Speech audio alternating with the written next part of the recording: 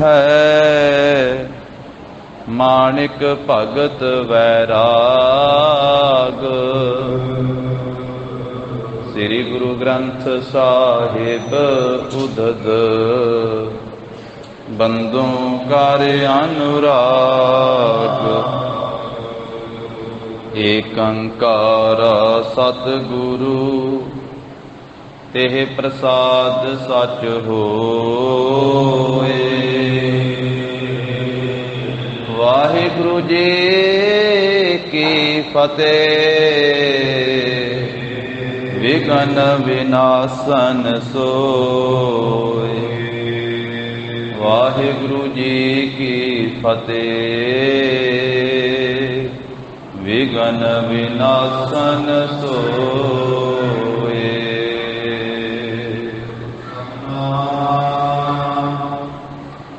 ਸ੍ਰੀ ਵਾਹਿਗੁਰੂ ਸਾਹਿਬ ਜੀ।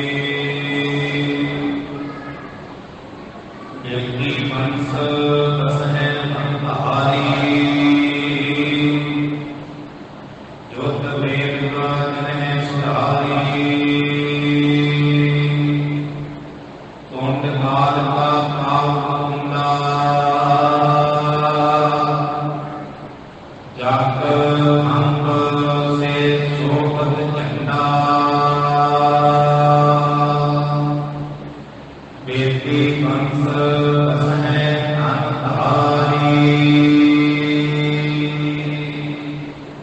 ਵਾਹਿਗੁਰੂ ਜੀ ਕਾ ਖਾਲਸਾ ਵਾਹਿਗੁਰੂ ਜੀ ਕੀ ਫਤਿਹ। ਜਾਹਰ ਜਹੂਰ ਹਾਜ਼ਰ ਹਜੂਰ ਸਰਬ ਕਲਾ ਭਰਪੂਰ 10 ਪਾਤਸ਼ਾਹੀਆਂ ਦੀ ਜੋਤ। ਧੰਨ ਸ੍ਰੀ ਗੁਰੂ ਗ੍ਰੰਥ ਸਾਹਿਬ ਜੀ ਮਹਾਰਾਜ। ਸਤਿਗੁਰਾਂ ਦੀ ਅਪਰ ਅਪਾਰ ਕਿਰਪਾ ਰਹਿਮਤ ਦਾ ਸਦਕਾ ਜਗਤ ਗੁਰੂ ਧੰਨ ਧੰਨ ਸ੍ਰੀ ਗੁਰੂ ਨਾਨਕ ਦੇਵ ਸਾਹਿਬ ਜੀ ਮਹਾਰਾਜ ਸਤਿਗੁਰਾਂ ਦੇ ਚਰਨਾਂ ਦੀ ਛੋਹ ਦੇ ਨਾਲ ਨਿਵਾਜੀ ਹੋਈ ਧਰਤੀ ਸੁਲਤਾਨਪੁਰ ਲੋਧੀ ਦੀ ਇਹ ਨਗਰੀ ਗੁਰੂ ਸਾਹਿਬ ਜੀ ਦਾ ਪਾਵਨ ਸੱਚਖੰਡ ਦਰਬਾਰ ਗੁਰਦੁਆਰਾ ਸ੍ਰੀ ਬੇਰ ਸਾਹਿਬ ਜੀ ਵਿਖੇ ਗੁਰੂ ਚਰਨਾਂ ਦੀ ਹਾਜ਼ਰੀ ਭਰ ਰਹੀ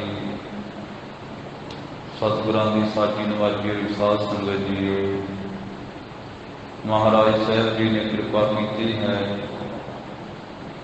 ਸਤ ਸੰਗਤ ਦਾ ਅਮੋਲਕ ਸੁਭਾਗਾ ਸਮਾਂ ਬਖਸ਼ਿਆ ਹੈ। ਲੜੀਵਾਰ ਰੂਪ ਦੇ ਵਿੱਚ ਜਗਤ ਗੁਰੂ ਜੀ ਦਾ ਪਾਵਨ ਇਤਿਹਾਸ ਆਰੰਭ ਹੋਇਆ ਹੈ। ਸ੍ਰੀ ਗੁਰੂ ਨਾਨਕ ਪ੍ਰਕਾਸ਼ ਗ੍ਰੰਥ ਜਿਸ ਦੇ ਤੀਸਰੇ ਅਧਿਆਇ ਦੀ ਵਿਚਾਰ ਚੱਲ ਰਹੀ ਹੈ। ਕੱਲ ਦੇ ਦੀਵਾਨ ਵਿੱਚ ਸਾਧ ਸੰਗਤ ਜੀ ਆਪਾਂ ਸਰਵਣ ਕੀਤਾ ਹੈ ਜਿਵੇਂ ਬਾਰ ਦੇ ਇਲਾਕੇ ਦਾ ਪ੍ਰਕਰਨ ਭਾਈ ਸਾਹਿਬ ਜੀ ਨੇ ਸਾਰਾ ਸੁਣਾਇਆ ਕਿ ਬਾਰ ਦਾ ਇਲਾਕਾ ਜਿਹਦੇ ਇੱਕ ਪਾਸੇ ਰਾਵੀ ਦਰਿਆ ਵਗਦਾ ਹੈ, ਦੂਜੇ ਪਾਸੇ ਝਨਾਬ ਦਰਿਆ ਵਗਦਾ ਹੈ। ਵਿਚਕਾਰਲਾ ਇਲਾਕਾ ਬਾਰ ਦਾ ਇਲਾਕਾ ਹੈ ਤੇ ਬਾਰ ਦੇ ਇਲਾਕੇ ਦੇ ਵਿੱਚ ਰਾਏ ਭੋਏ ਦੀ ਤਲਵੰਡੀ ਹੈ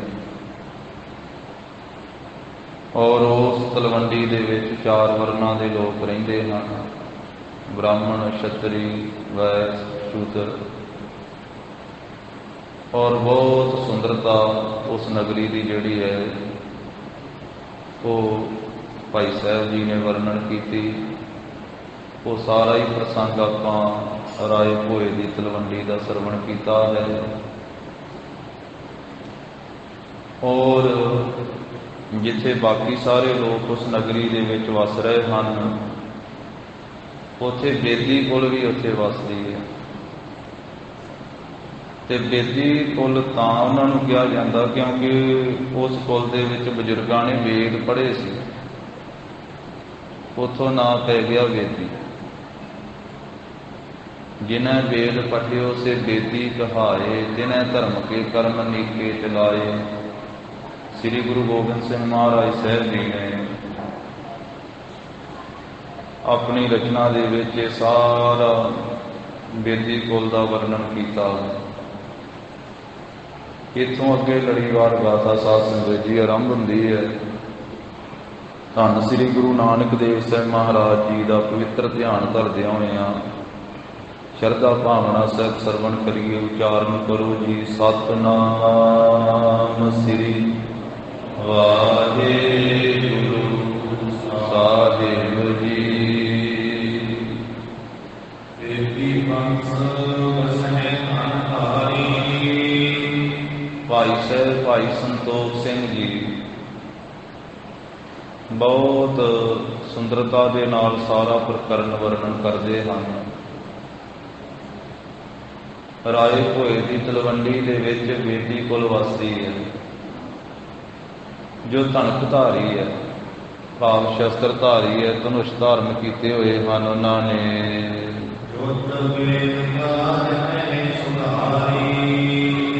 ਕਹਿੰਦੇ ਕਿ ਯੁੱਧ ਕਰਨ ਰੂਪੀ ਉਹਨਾਂ ਨੇ ਵੇਦਕਾ ਸੁਧਾਰੀ ਹੋਈ ਹੈ, ਬਣਾਈ ਹੋਈ ਹੈ।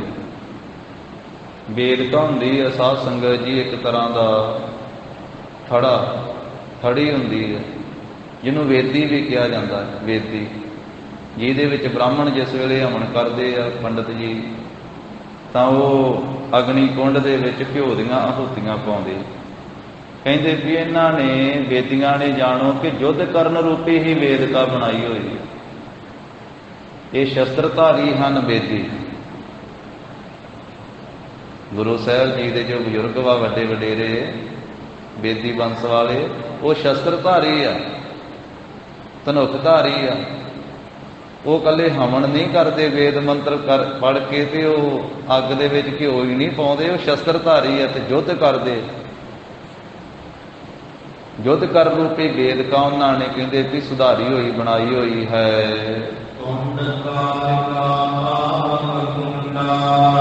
ਤੇ ਫਿਰ ਕਹਿੰਦੇ ਕਿ ਅਗਨੀ ਕੁੰਡ ਹੁੰਦਾ ਹੈ ਨਾ, ਉਹ ਚੁੱਲ੍ਹਾ ਜਿਹਦੇ ਵਿੱਚ ਅੱਗ ਮੱਚਦੀ ਹੈ ਤੇ ਉਹਦੇ ਵਿੱਚ ਆਹੂਤੀਆਂ ਪਾਈਆਂ ਜਾਂਦੀਆਂ।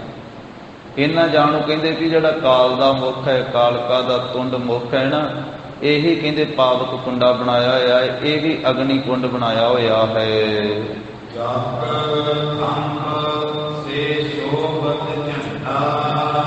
ਤੇ ਜਦੋਂ ਜੱਗ ਕੀਤਾ ਜਾਂਦਾ ਉਹਦੇ ਵਿੱਚ ਜੱਗ ਕਰਨ ਤੋਂ ਪਹਿਲਾਂ ਇੱਕ ਖੰਭਾ ਗੱਡਿਆ ਜਾਂਦਾ ਜਿੱਥੇ ਜੱਗ ਹੁੰਦਾ। ਇਧਰ ਕਹਿੰਦੇ ਇਹਨਾਂ ਨੇ ਜਾਣੋ ਕਿ ਜਿਹੜੇ ਝੰਡੇ ਝੁਲਾਏ ਹੋਏ ਹਨ ਯੁੱਧ ਕਰਨ ਲੱਗਿਆ, ਉਹੀ ਜੱਗ ਕਰਨ ਰੂਪੀ ਇਹਨਾਂ ਦੇ ਝੰਡੇ, ਉਹੀ ਥੰਬ ਗੱਡੇ ਹੋਏ ਹਨ।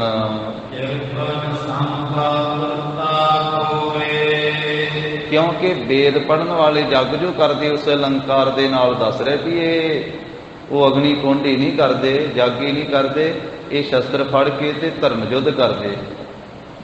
ਇਸ ਕਰਕੇ ਤੇ ਜੱਗ ਕੌਣ ਕਰ ਸਕਦਾ? ਜਿਹੜਾ ਸੂਮਤਾ ਛੱਡੇ। ਜਿਹੜਾ ਸੂਮਾ ਦਾ ਨਾਨਾ ਹੋਵੇ ਉਹਨੇ ਜੱਗ ਕੀ ਕਰਨਾ? ਉਹਨੇ ਕਿਸੇ ਨੂੰ ਦਾਨ ਪੁੰਨ ਕੀ ਕਰਨਾ? ਜਿਹਨੇ ਜੱਗ ਕਰਨਾ ਵਾ, ਕਿਸੇ ਨੂੰ ਲੰਗਰ ਲਾ ਕੇ ਛਕਾਉਣਾ, ਉਹਨੂੰ ਕਿਰਪਣਤਾ ਛੱਡਣੀ ਪੈਣੀ ਹੈ, ਸੂਮਤਾ ਹੀ ਛੱਡਣੀ ਪੈਣੀ, ਤਾਂ ਹੀ ਕੋਈ ਦਾਨ ਕਰ ਸਕਦਾ। ਦਾਨ ਤਾਂ ਉਹੀ ਕਰੂਗਾ। ਕਹਿੰਦੇ ਵੀ ਇਹਨਾਂ ਨੇ ਕਿਰਪਣਤਾ ਕਿਹੜੀ ਛੱਡੀ ਹੈ? ਕਿਰਪਣ ਨਾਮ ਹੁੰਦਾ ਹੈ ਸੂਮ ਦਾ, ਕੰਜੂਸ ਦਾ। ਵੀ ਕੰਜੂਸ ਪੁਣਾ ਕੀ ਛੱਡਿਆ ਹੈ? ਜਿਹੜੀ ਇਹਨਾਂ ਨੇ ਕਾਤਰਤਾ ਖੋਈ ਹੈ। ਕਾਤਰਤਾ ਕਹਿੰਦੇ ਕਾਇਰਤਾ ਨੂੰ, ਕਿ ਜਿਹੜਾ ਕਾਇਰ ਵਾ ਉਹ ਯੁੱਧ ਨਹੀਂ ਲੜ ਸਕਦਾ, ਉਹ ਲੜਾਈ ਨਹੀਂ ਕਰ ਸਕਦਾ, ਡਰਦਾ ਹੈ ਜਿਹੜਾ। ਕਿ ਯੁੱਧ ਉਹੀ ਕਰਦਾ ਵਾ ਜਿਹੜਾ ਕਾਇਰਤਾ ਨੂੰ ਦੂਰ ਕਰਕੇ ਬਹਾਦਰ ਬਣੇ, ਸੂਰਮਾ ਬਣੇ। ਇਹਨਾਂ ਨੇ ਜਿਹੜੀ ਕਾਇਰਤਾ ਨਾਸ ਕੀਤੀ, ਇਹੀ ਕਹਿੰਦੇ ਵੀ ਜਾਣੋ ਸੂਮਤਾ ਜਿਹੜੀ ਉਹ ਤਿਆਗੀ ਹੋਈ ਹੈ।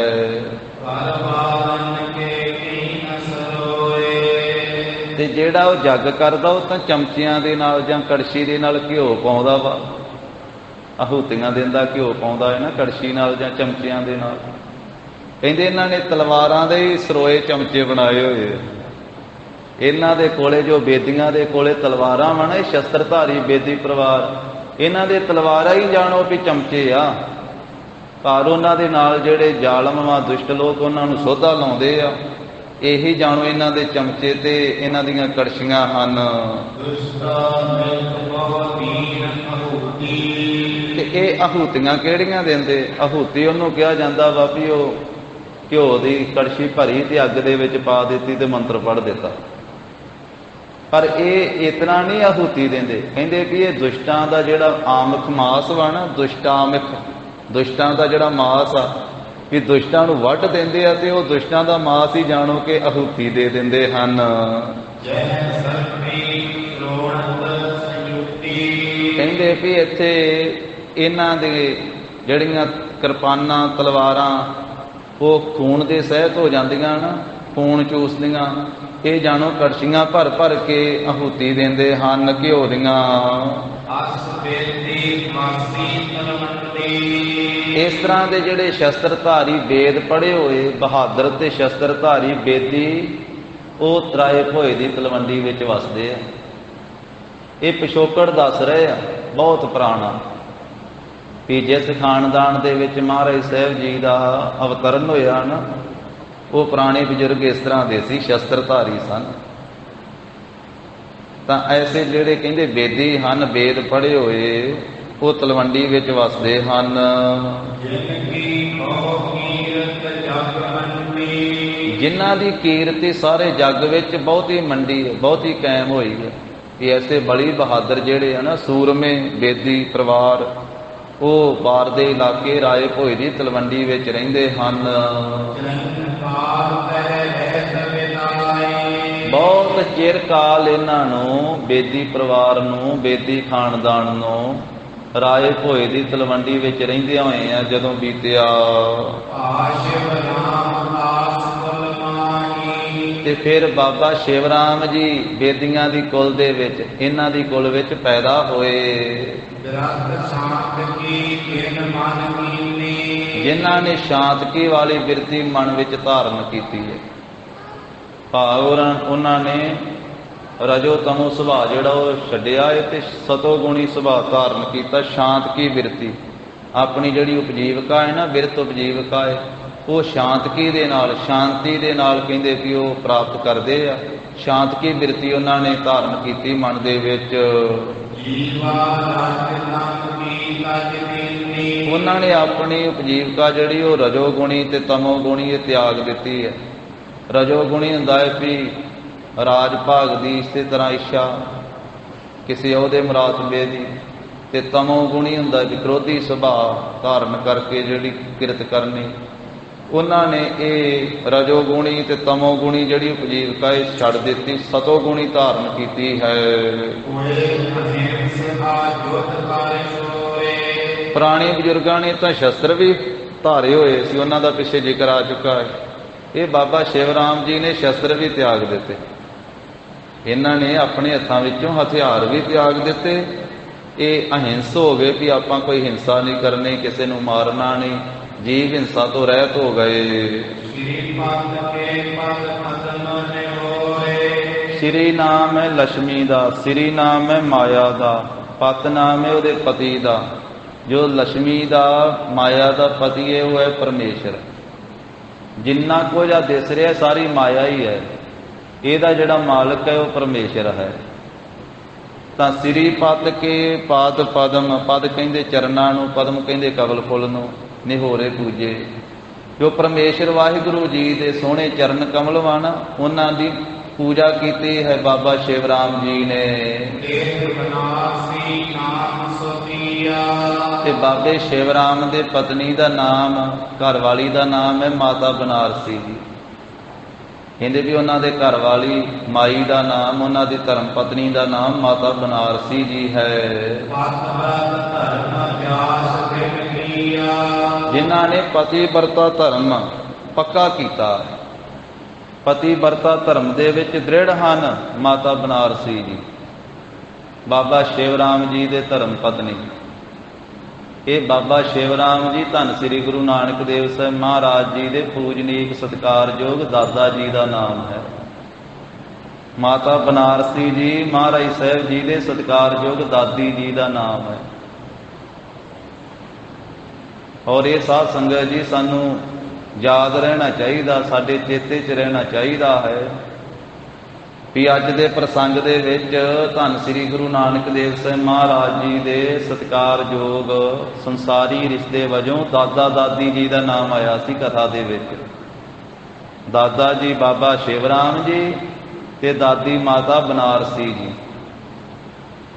ਤੇ ਆਪਣੇ ਘਰੇ ਜਾ ਕੇ ਬੱਚਿਆਂ ਨੂੰ ਵੀ ਦੱਸਣਾ ਚਾਹੀਦਾ। ਬਜ਼ੁਰਗ ਆਪਣੇ ਪੋਤਰਿਆਂ ਨੂੰ ਦੱਸਣ, ਪੋਤਰੀਆਂ ਨੂੰ ਦੱਸਣ, ਮਾਤਾ ਪਿਤਾ ਆਪਣੇ ਧੀਆਂ ਪੁੱਤਰਾਂ ਨੂੰ ਦੱਸਣ ਵੀ ਅੱਜ ਭਾਈ ਸ੍ਰੀ ਬੇਰ ਸਾਹਿਬ ਕਥਾ ਦੇ ਵਿੱਚ, ਇਤਿਹਾਸ ਵਿੱਚ ਮਹਾਰਾਜ ਸਾਹਿਬ ਜੀ ਦੇ ਦਾਦਾ ਦਾਦੀ ਜੀ ਦਾ ਨਾਮ ਸੁਣ ਕੇ ਆਏ ਆ। ਤੇ ਇਸ ਤਰ੍ਹਾਂ ਹੀ ਫਿਰ ਪ੍ਰਚਾਰ ਹੁੰਦਾ ਸਾਧ ਸੰਗਤ ਜੀ ਅੱਗੇ ਤੋਂ ਅੱਗੇ। ਨਹੀਂ ਤੇ ਆਪਾਂ ਬੱਚਿਆਂ ਨੂੰ ਪੁੱਛ ਕੇ ਵੇਖ ਲਈਏ ਕਿ ਮਹਾਰਾਜ ਸਾਹਿਬ ਜੀ ਦੇ ਦਾਦਾ ਦਾਦੀ ਜੀ ਦਾ ਨਾਮ ਦੱਸੋ। ਜਿਹੜੇ ਪੜ੍ਹਦੇ ਹੋਏ ਇਤਿਹਾਸ ਨੂੰ ਉਹ ਤਾਂ ਦੱਸ ਦੇਣਗੇ, ਨਹੀਂ ਦੂਜੇ ਨਹੀਂ ਦੱਸ ਸਕਣਗੇ, ਬਹੁਤਿਆਂ ਨੂੰ ਨਹੀਂ ਪਤਾ ਹੋਵੇਗਾ। ਤਾਂ ਕਹਿੰਦੇ ਹਨ ਕਿ ਬਾਬਾ ਸ਼ਿਵ ਰਾਮ ਜੀ ਉਹਨਾਂ ਨੇ ਪ੍ਰਭੂ ਦੇ ਚਰਨਾਂ ਦੀ ਪੂਜਾ ਸੇਵਾ ਕੀਤੀ। ਉਹਨਾਂ ਦੇ ਘਰ ਵਾਲੀ ਪਤਨੀ ਜੀ ਦਾ ਨਾਮ ਹੈ ਸਤਿਕਾਰਯੋਗ ਬਨਾਰਸੀ ਦੇਵੀ ਜੀ, ਜਿਨ੍ਹਾਂ ਨੇ ਪਤੀ ਵਰਤਾ ਧਰਮ ਪ੍ਰਪੱਕ ਕੀਤਾ ਹੈ। ਪਤੀ ਵਰਤਾ ਧਰਮ ਦੇ ਵਿੱਚ ਪੱਕੇ ਹਨ।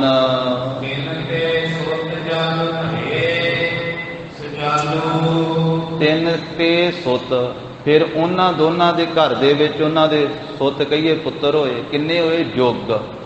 ਜੁਗ ਭਏ ਸੁਚਾਲੂ, 2 ਪੁੱਤਰ ਹੋਏ। ਫਿਰ ਕਹਿੰਦੇ ਸ੍ਰੇਸ਼ਟ ਚਾਲ ਵਾਲੇ, ਚਾਲ ਹੁੰਦਾ ਹੈ ਮਰਿਆਦਾ, ਚਾਲੀ ਹੁੰਦੀ ਹੈ ਮਰਿਆਦਾ। ਸ੍ਰੇਸ਼ਟ ਚਾਲ ਚੱਲਣ ਵਾਲੇ 2 ਪੁੱਤਰ ਹੋਏ ਮਾਤਾ ਬਨਾਰਸੀ ਜੀ ਦੀ ਪਵਿੱਤਰ ਕੁੱਖ ਤੋਂ। ਸਤਿਕਾਰਯੋਗ ਬਾਬਾ ਸ਼ਿਵ ਰਾਮ ਜੀ ਦੇ ਘਰ ਵਿੱਚ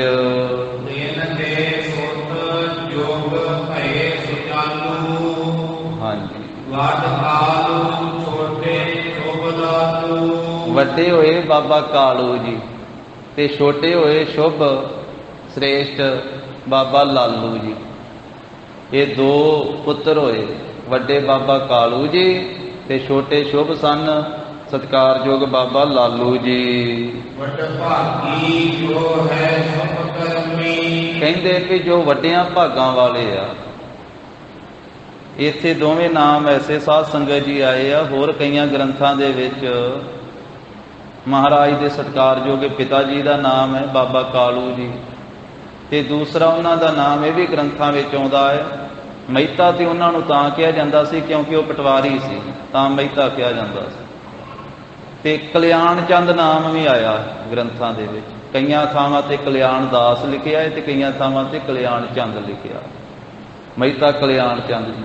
ਇਸੇ ਤਰ੍ਹਾਂ ਛੋਟੇ ਜੋ ਮਹਾਰਾਜ ਦੇ ਸਤਿਕਾਰਯੋਗ ਚਾਚਾ ਜੀ ਸਨ, ਉਹਨਾਂ ਦਾ ਨਾਮ ਜੋ ਲਾਲੂ ਜੀ ਆਇਆ ਇੱਥੇ, ਤੇ ਕਈਆਂ ਥਾਵਾਂ ਤੇ ਲਾਲ ਚੰਦ ਜੀ ਵੀ ਆਉਂਦਾ, ਜਿਵੇਂ ਕਲਿਆਣ ਚੰਦ ਜੀ ਤੇ ਲਾਲ ਚੰਦ ਜੀ। ਤੋ ਇਸ ਪ੍ਰਕਾਰ ਇਹ ਨਾਮ ਜੋ ਪ੍ਰਚਲਿਤ ਸੀ ਜ਼ਿਆਦੇ, ਇਸ ਕਰਕੇ ਭਾਈ ਸਾਹਿਬ ਜੀ ਨੇ ਇਸੇ ਨਾਮ ਦਾ ਜ਼ਿਕਰ ਕੀਤਾ ਹੈ। ਕਹਿੰਦੇ ਜੋ ਵੱਡੇ ਸਤਿਕਾਰਯੋਗ ਮਹਿਤਾ ਕਲਿਆਣ ਚੰਦ ਜੀ ਆ ਨਾ, ਬਾਬਾ ਕਾਲੂ ਜੀ, ਉਹ ਵੱਡ ਭਾਗੀ, ਵੱਡਿਆਂ ਭਾਗਾਂ ਵਾਲੇ ਆ, ਸ਼ੁਭ ਕਰਮੀ। ਦੋਨੇ ਭਰਾ ਹੀ ਸ਼ੁਭ ਕਰਮ ਕਰਨ ਵਾਲੇ ਆ ਤੇ ਵੱਡਿਆਂ ਭਾਗਾਂ ਵਾਲੇ ਹਨ।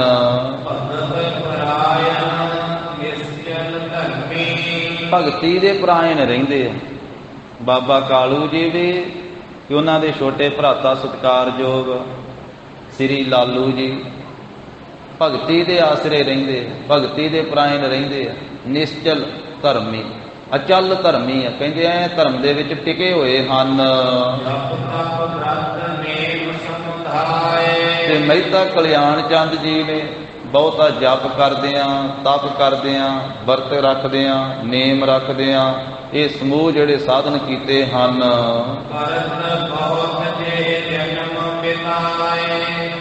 ਇੱਕ ਜਨਮ ਵਿੱਚ ਨਹੀਂ, ਕਹਿੰਦੇ ਜਪ ਤਪ ਕਰਦਿਆਂ, ਸਿਮਰਨ ਭਗਤੀ ਕਰਦਿਆਂ ਬਹੁਤੇ ਜਨਮ ਬਿਤਾਏ। ਦੇਖੋ ਆ ਗੱਲ ਵਿਚਾਰਨ ਵਾਲੀ ਹੈ, ਹਿਰਦੇ 'ਚ ਵਸਾਉਣ ਵਾਲੀ ਹੈ ਚੰਗੀ ਤਰ੍ਹਾਂ। ਕਿ ਉਹਨਾਂ ਨੇ ਜਪ ਤਪ ਬ੍ਰਤ ਨੇਮ ਸਮੁਦਾਇ ਕੇ ਜਪ ਕੀਤਾ ਬਹੁਤੇ ਜਨਮਾਂ ਵਿੱਚ, ਤਪ ਕੀਤਾ ਬਹੁਤੇ ਜਨਮਾਂ ਵਿੱਚ, ਤੇ ਹੋਰ ਵਰਤ ਨੇਮ ਵੀ ਕੀਤੇ, ਸਾਧਨ ਸਾਧੇ ਬਹੁਤੇ ਸਮੁਦਾਇ ਜੋ ਧਰਮ ਦੇ ਸਾਰੇ ਸਾਧਨ ਇਹ ਕਰਦਿਆਂ ਹੋਇਆਂ ਬਹੁਤੇ ਜਨਮ ਬਤੀਤ ਕੀਤੇ। ਵੇਖੋ ਇੱਕ ਜਨਮ ਦੀ ਉਹਨਾਂ ਦੀ ਤਪੱਸਿਆ ਨਹੀਂ ਹੈ, ਕਿਉਂਕਿ ਇੱਕੇ ਜਨਮ ਵਿੱਚ ਹੀ ਥੋੜਾ ਕਿਤੇ ਉਹ ਸਤਿਗੁਰੂ ਜੀ ਦੇ ਪਿਤਾ ਜੀ ਬਣ ਗਏ। ਕਈਆਂ ਜਨਮਾਂ ਦੀ ਭਗਤੀ ਹੈ ਤੇ ਤਾਂ ਕਿਤੇ ਰੱਬ ਦੇ ਪਿਤਾ ਕਮਾਉਣ ਦਾ ਇਹ ਮਾਣ ਪ੍ਰਾਪਤ ਹੋਇਆ। ਜਪ ਤਪ ਕਰਦਿਆਂ ਬਹੁਤੇ ਜਨਮ ਉਹਨਾਂ ਨੇ ਬਤੀਤ ਕੀਤੇ। ਅਨਕ ਜਨਮ ਕੀ ਇੱਛਾ ਜਾਸੂ। ਵੇਖੋ, ਜਪ ਕਰਨ ਵਾਲਾ, ਤਪ ਕਰਨ ਵਾਲਾ ਕੋਈ ਨਾ ਕੋਈ ਇੱਛਾ ਤੇ ਰੱਖਦਾ ਹੀ ਹੈ ਨਾ। ਇੱਛਾ ਤੇ ਹੁੰਦੀ ਹੈ ਕੋਈ ਨਾ ਕੋਈ। ਜਿਹਦੀ ਕੁਝ ਵੀ ਨਾ ਇੱਛਾ ਹੋਵੇ ਉਹਦੇ ਅੰਦਰ ਵੀ ਕੋਈ ਨਾ ਕੋਈ ਇੱਛਾ ਤੇ ਹੁੰਦੀ ਹੈ ਨਾ। ਸੰਸਾਰੀ ਪਦਾਰਥਾਂ ਦੀ ਇੱਛਾ ਮੁੱਕ ਜਾਵੇਗੀ ਤੇ ਇਹ ਇੱਛਾ ਪੈਦਾ ਹੋ ਜਾਵੇਗੀ ਕਿ ਰੱਬ ਦੀ ਪ੍ਰਾਪਤੀ ਹੋ ਜਾਏ। ਇੱਛਾ ਤੇ ਫਿਰ ਵੀ ਹੋਣੀ ਹੈ, ਇੱਛਾ ਇੱਧਰ ਦੀ ਹੋਵੇ ਜਾਂ ਉੱਧਰ ਦੀ ਹੋਵੇ। ਪਰ ਇਹਨਾਂ ਦੀ ਇੱਛਾ ਸੀ ਅਨਕ ਜਨਮ ਕੀ ਇੱਛਾ ਜਾਸੂ। ਜਾਸੂ ਕਹਿੰਦੇ ਜਿਨ੍ਹਾਂ ਨੂੰ ਅਨੇਕਾਂ ਜਨਮਾਂ ਵਿੱਚ ਭਗਤੀ ਕਰਦਿਆਂ ਕਰਦਿਆਂ, ਜਪ ਤਪ ਕਰਦਿਆਂ ਹੋਇਆਂ ਇੱਛਾ ਉਹਨਾਂ ਦੀ ਇਹ ਸੀ। ਅਗਲੀ ਪੰਕਤੀ 'ਚ ਦੱਸਦੇ ਹਨ, ਇੱਥੇ ਵਿਸ਼ਨ ਦਾ ਭਾਵ ਹੈ ਅਕਾਲ ਪੁਰਖ ਵਾਹਿਗੁਰੂ, ਜੋ ਸਾਰੇ ਵਿਸ਼ਵ ਦਾ ਮਾਲਕ ਹੈ। ਵਿਸ਼ਵ ਸਾਰੀ ਸ੍ਰਿਸ਼ਟੀ ਦਾ ਜੋ ਮਾਲਕ ਹੈ, ਵੀ ਉਹ ਸੁੱਤ, ਉਹ ਗਿਆਨ ਦਾ ਜੋ ਘਰ ਹੈ ਪਰਮੇਸ਼ਰ, ਉਹ ਪੁੱਤਰ ਬਣ ਕੇ ਮੇਰੇ ਘਰੇ ਪੈਦਾ ਹੋਵੇ। ਰੱਬ ਪਰਮੇਸ਼ਰ ਉਹ ਪੁੱਤਰ ਬਣ ਕੇ ਮੇਰੇ ਘਰ ਵਿੱਚ ਪੈਦਾ ਹੋਵੇ। ਵੇਖੋ ਕੈਸੀ ਇੱਛਾ ਧਾਰਨ ਕੀਤੀ ਹੈ। ਭਗਤੀ ਕਰਨ ਵਾਲੀ ਦੀ ਇੱਛਾ ਹੀ ਹੈ ਨਾ ਜਿਹੜੀ ਮਰਜ਼ੀ ਕਰ ਲਵੇ। ਉਹਨਾਂ ਨੇ ਇੱਛਾ ਹੀ ਇਹ ਕੀਤੀ ਕਿ ਉਹ ਪ੍ਰਭੂ ਉਹ ਪੁੱਤਰ ਦੇ ਰੂਪ ਦੇ ਵਿੱਚ ਘਰ ਵਿੱਚ ਆਵੇ।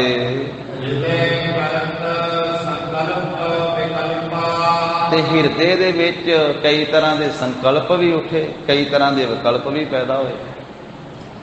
ਸੰਕਲਪ ਉੱਠੇ ਵੀ ਪਰਮੇਸ਼ਰ ਦੀ ਭਗਤੀ ਕਰਦੇ ਆ, ਵੀ ਹਰੇਕ ਭਗਤੀ ਕਰਨ ਵਾਲੇ ਦੀ ਇੱਛਾ ਪੂਰੀ ਕਰਦਾ, ਮੇਰੀ ਵੀ ਕਰੇਗਾ। ਠੀਕ ਹੈ, ਇਸ ਜਨਮ 'ਚ ਨਹੀਂ ਕਰੇਗਾ ਤੇ ਅਗਲੇ 'ਚ ਕਰੇਗਾ, ਅਗਲੇ 'ਚ ਨਹੀਂ ਕਰੇਗਾ ਤੇ ਉਦੋਂ ਅਗਲੇ 'ਚ ਕਰੇਗਾ। ਇੱਛਾ ਇਹ ਧਾਰਨ ਕਰ ਲਈ ਕਿ ਰੱਬ ਪੁੱਤਰ ਬਣ ਕੇ ਆਵੇ ਘਰ ਦੇ ਵਿੱਚ, ਪਰਮਾਤਮਾ ਪੁੱਤਰ ਬਣ ਕੇ ਆਵੇ। ਤੇ ਫਿਰ ਵਿਕਲਪ ਪੈਦਾ ਹੁੰਦਾ ਹੈ ਵੀ ਉਹ ਪਰਮੇਸ਼ਰ ਸਮਰੱਥ ਹੈ, ਉਹ ਕਿਵੇਂ ਪੁੱਤਰ ਬਣ ਕੇ ਮੇਰੇ ਘਰੇ ਆ ਸਕਦਾ ਹੈ। ਕਦੀ ਖਿਆਲ ਬਣਦਾ ਹੈ ਵੀ ਉਹ ਆ ਜਾਵੇਗਾ, ਕਦੀ ਬਣਦਾ ਹੈ ਨਹੀਂ ਆਵੇਗਾ। ਉਂਝ ਜੇ ਇੱਛਾ ਤੇ ਧਾਰਨ ਕਰ ਲਈ, ਹੁਣ ਪਰਮਾਤਮਾ ਨੇ ਪੁੱਤਰ ਬਣ ਕੇ ਤੇ ਘਰੇ ਆ ਜਾਣਾ, ਪਰ ਉਹਨੇ ਪੁੱਤਰ ਬਣ ਕੇ ਵੀ ਕੰਮ ਤੇ ਉਹੀ ਕਰਨਾ ਨਾ ਜੋ ਕਰਦਾ ਵਾ ਉਹਨੇ ਕੰਮ ਉਹੀ ਕਰਨਾ, ਕਿਉਂਕਿ ਉਹ ਪਰਮਾਤਮਾ ਹੈ। ਪਰਮਾਤਮਾ ਪੁੱਤਰ ਬਣ ਕੇ ਭਾਵੇਂ ਘਰ ਵਿੱਚ ਆ ਗਏ, ਪਰ ਉਹਨਾਂ ਦਾ ਸੁਭਾਅ ਤੇ ਉਹੀ ਰਹਿਣਾ ਨਾ, ਸਾਰੀ ਸ੍ਰਿਸ਼ਟੀ ਦੀ ਪਾਲਣਾ ਕਰਨ ਵਾਲਾ, ਸਾਰਿਆਂ ਨੂੰ ਦਾਨ ਦੇਣ ਵਾਲਾ। ਫਿਰ ਪਿਤਾ ਨੇ ਝਗੜਨਾ ਵੀ ਹੈ ਕਿ ਸਾਰਾ ਕੁਝ ਘਰੋਂ ਲੈ ਕੇ ਬਾਹਰ ਦੇਈ ਜਾਣ ਡਿਆ। ਹੁਣ ਇੱਕ ਬੰਨੇ ਤੇ ਉਹਨੂੰ ਆਖਿਆ ਵੀ ਪੁੱਤਰ ਬਣ ਕੇ ਘਰੇ ਆ, ਤੇ ਜਦੋਂ ਪੁੱਤਰ ਬਣ ਕੇ ਉਹਨੇ ਘਰੇ ਆਉਣਾ ਤੇ ਉਹਦਾ ਕੰਮ ਸਾਰਿਆਂ ਨੂੰ ਦੇਣ ਦਾ। ਉਹ ਲੈਂਦਾ ਨਹੀਂ ਕੁਝ ਵੀ, ਉਹ ਦਿੰਦਾ ਹੀ ਦਿੰਦਾ, ਦਿੰਦਾ ਦੇ ਲੈਂਦੇ ਥੱਕ ਪਾ, ਜੁਗਾ ਜੁਗੰਤਰ ਖਾਹੀ ਖਾਹ। ਤੇ ਫਿਰ ਉਹਦੇ ਵਿੱਚ ਮੋਹ ਵੀ ਨਹੀਂ ਹੈ, ਕਿਉਂਕਿ ਪ੍ਰਮਾਤਮਾ ਦੇ ਵਿੱਚ ਤਾਂ ਕੋਈ ਵਿਕਾਰ ਹੈ ਹੀ ਨਹੀਂ ਨਾ।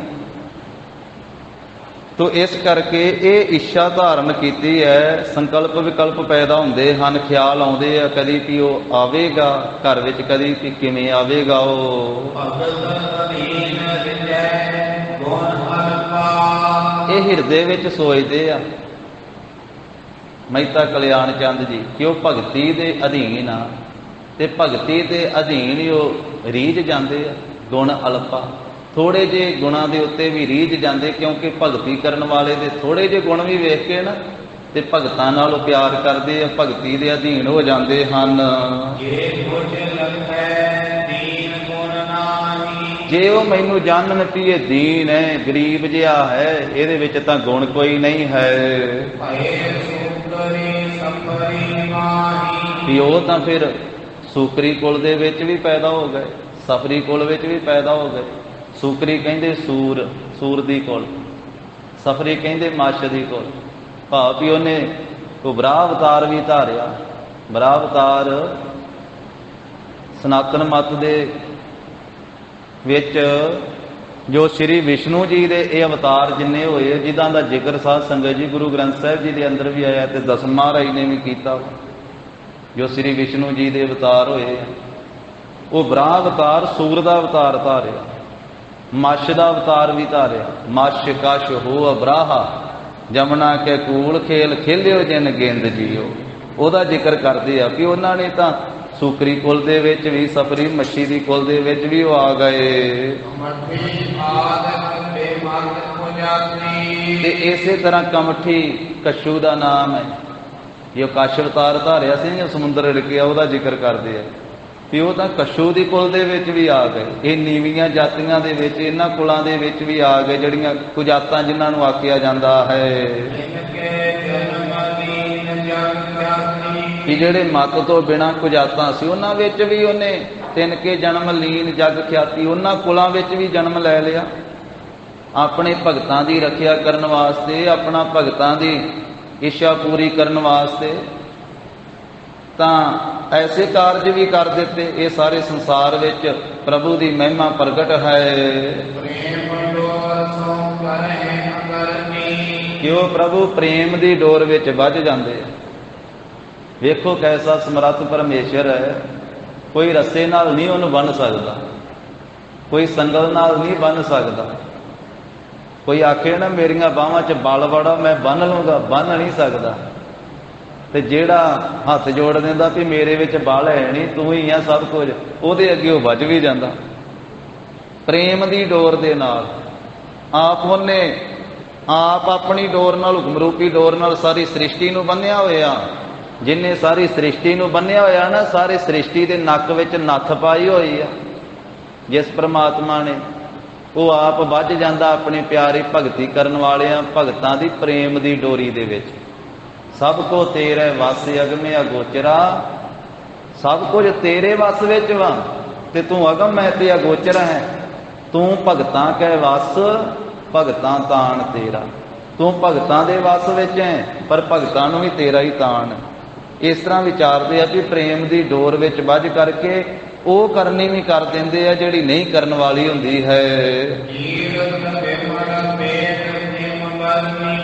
ਕਿਉਂਕਿ ਵੇਦ ਪੜ੍ਹੇ ਸੀ ਬਜ਼ੁਰਗਾਂ ਨੇ, ਤੇ ਮਹਿਤਾ ਕਲਿਆਣ ਚੰਦ ਜੀ ਨੇ ਵੀ ਵੇਦ ਸੁਣੇ ਸੀ। ਕਿਉਂਕਿ ਉਹਨਾਂ ਦਿਨਾਂ 'ਚ ਵੇਦਾਂ ਦਾ ਹੀ ਪ੍ਰਚਾਰ ਸੀ, ਉਹਨਾਂ ਨੇ ਸੁਭਾਵਿਕ ਹੀ ਸੁਣਨੇ ਸੀ। ਜੋ ਕੁਝ ਵੇਦਾਂ ਦੀ ਮਰਿਆਦਾ ਚੱਲਦੀ ਸੀ ਉਹ ਕੁਝ ਉਹ ਕਰਦੇ ਸਨ। ਇਸ ਗੱਲ ਨੂੰ ਮੰਨਣਾ ਪਊ ਸਾਨੂੰ, ਕਿਉਂਕਿ ਉਦੋਂ ਮਰਿਆਦਾ ਜੋ ਚੱਲਦੀ ਸੀ ਉਹਨਾਂ ਨੇ ਉਹ ਕੀਤੀ। ਵੇਦਾਂ ਦਾ ਹੀ ਪ੍ਰਚਾਰ ਸੀ ਉਸ ਮੌਕੇ ਤੇ। ਜੇ ਕਹੀਏ ਕਿ ਉਹ ਮਹਾਰਾਜ ਦੇ ਪਿਤਾ ਨੇ ਗੁਰਬਾਣੀ ਕਿਉਂ ਨਹੀਂ ਪੜ੍ਹੀ, ਗੁਰਬਾਣੀ ਪੜ੍ਹੀ ਆ ਪਰ ਬਾਅਦ 'ਚ ਪੜ੍ਹੀ ਜਦੋਂ ਮਹਾਰਾਜ ਨੇ ਬਾਣੀ ਉਚਾਰਨ ਕੀਤੀ। ਉਦੋਂ ਤਾਂ ਬਾਣੀ ਉਚਾਰੀ ਨਹੀਂ ਸੀ ਹਾਲੇ, ਉਦੋਂ ਵੇਦਾਂ ਦੀ ਗੱਲ ਸੀ। ਇਸ ਕਰਕੇ ਉਹਨਾਂ ਨੇ ਵੇਦਾਂ ਵਿੱਚੋਂ ਜਸ ਸੁਣਿਆ। ਕਹਿੰਦੇ ਵੀ ਪਰਮੇਸ਼ਰ ਦੀ ਕੀਰਤੀ ਜਿਹੜੀ ਨਿਰਮਲ ਹੈ ਨਾ, ਉਹ ਵੇਦ ਵਿੱਚ ਇਸ ਤਰ੍ਹਾਂ ਵਰਣਨ ਕੀਤੀ ਹੈ।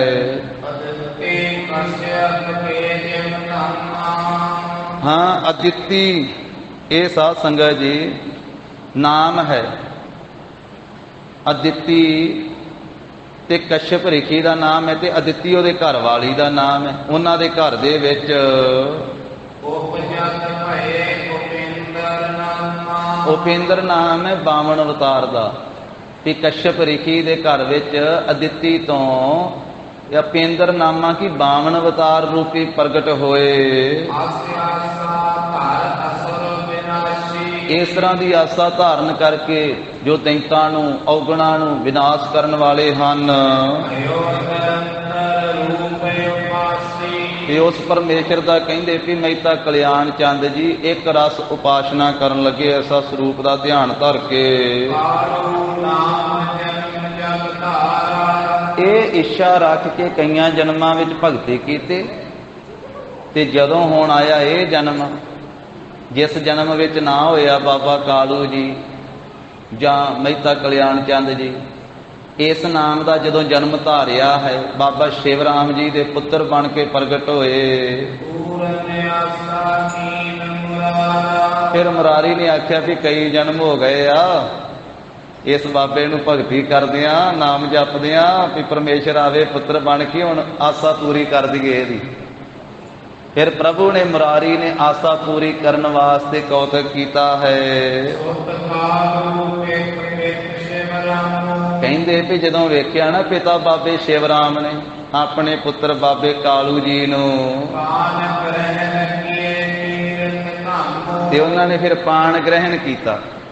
ਪਾਣ ਗ੍ਰਹਿਣ ਕਹਿੰਦੇ ਵੀ ਵਿਵਾਹ ਕਰ ਦਿੱਤਾ, ਵਿਆਹ ਕਰ ਦਿੱਤਾ, ਆਨੰਦ ਕਾਰਜ ਕਰ ਦਿੱਤਾ ਮਾਤਾ ਤ੍ਰਿਪਤਾ ਜੀ ਦੇ ਨਾਲ।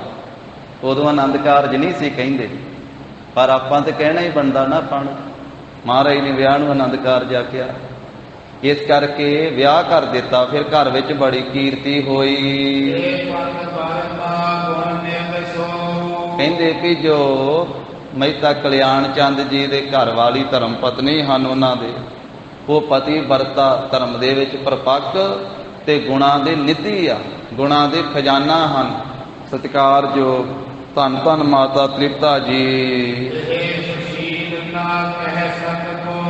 ਕਹਿੰਦੇ ਉਹਨਾਂ ਦੇ ਜਿਹੜੇ ਸ਼ੁਭ ਗੁਣ ਹਨ, ਸੁਸ਼ੀਲਤਾ ਉਹਨਾਂ ਦੇ ਵਿੱਚ ਜਿਹੜੀ ਹੈ, ਸ਼ਾਂਤੀ ਹੈ, ਨਿਰਮਾਈ ਹੈ, ਉਹਨਾਂ ਦੇ ਸ਼ੁਭ ਗੁਣ ਹਨ।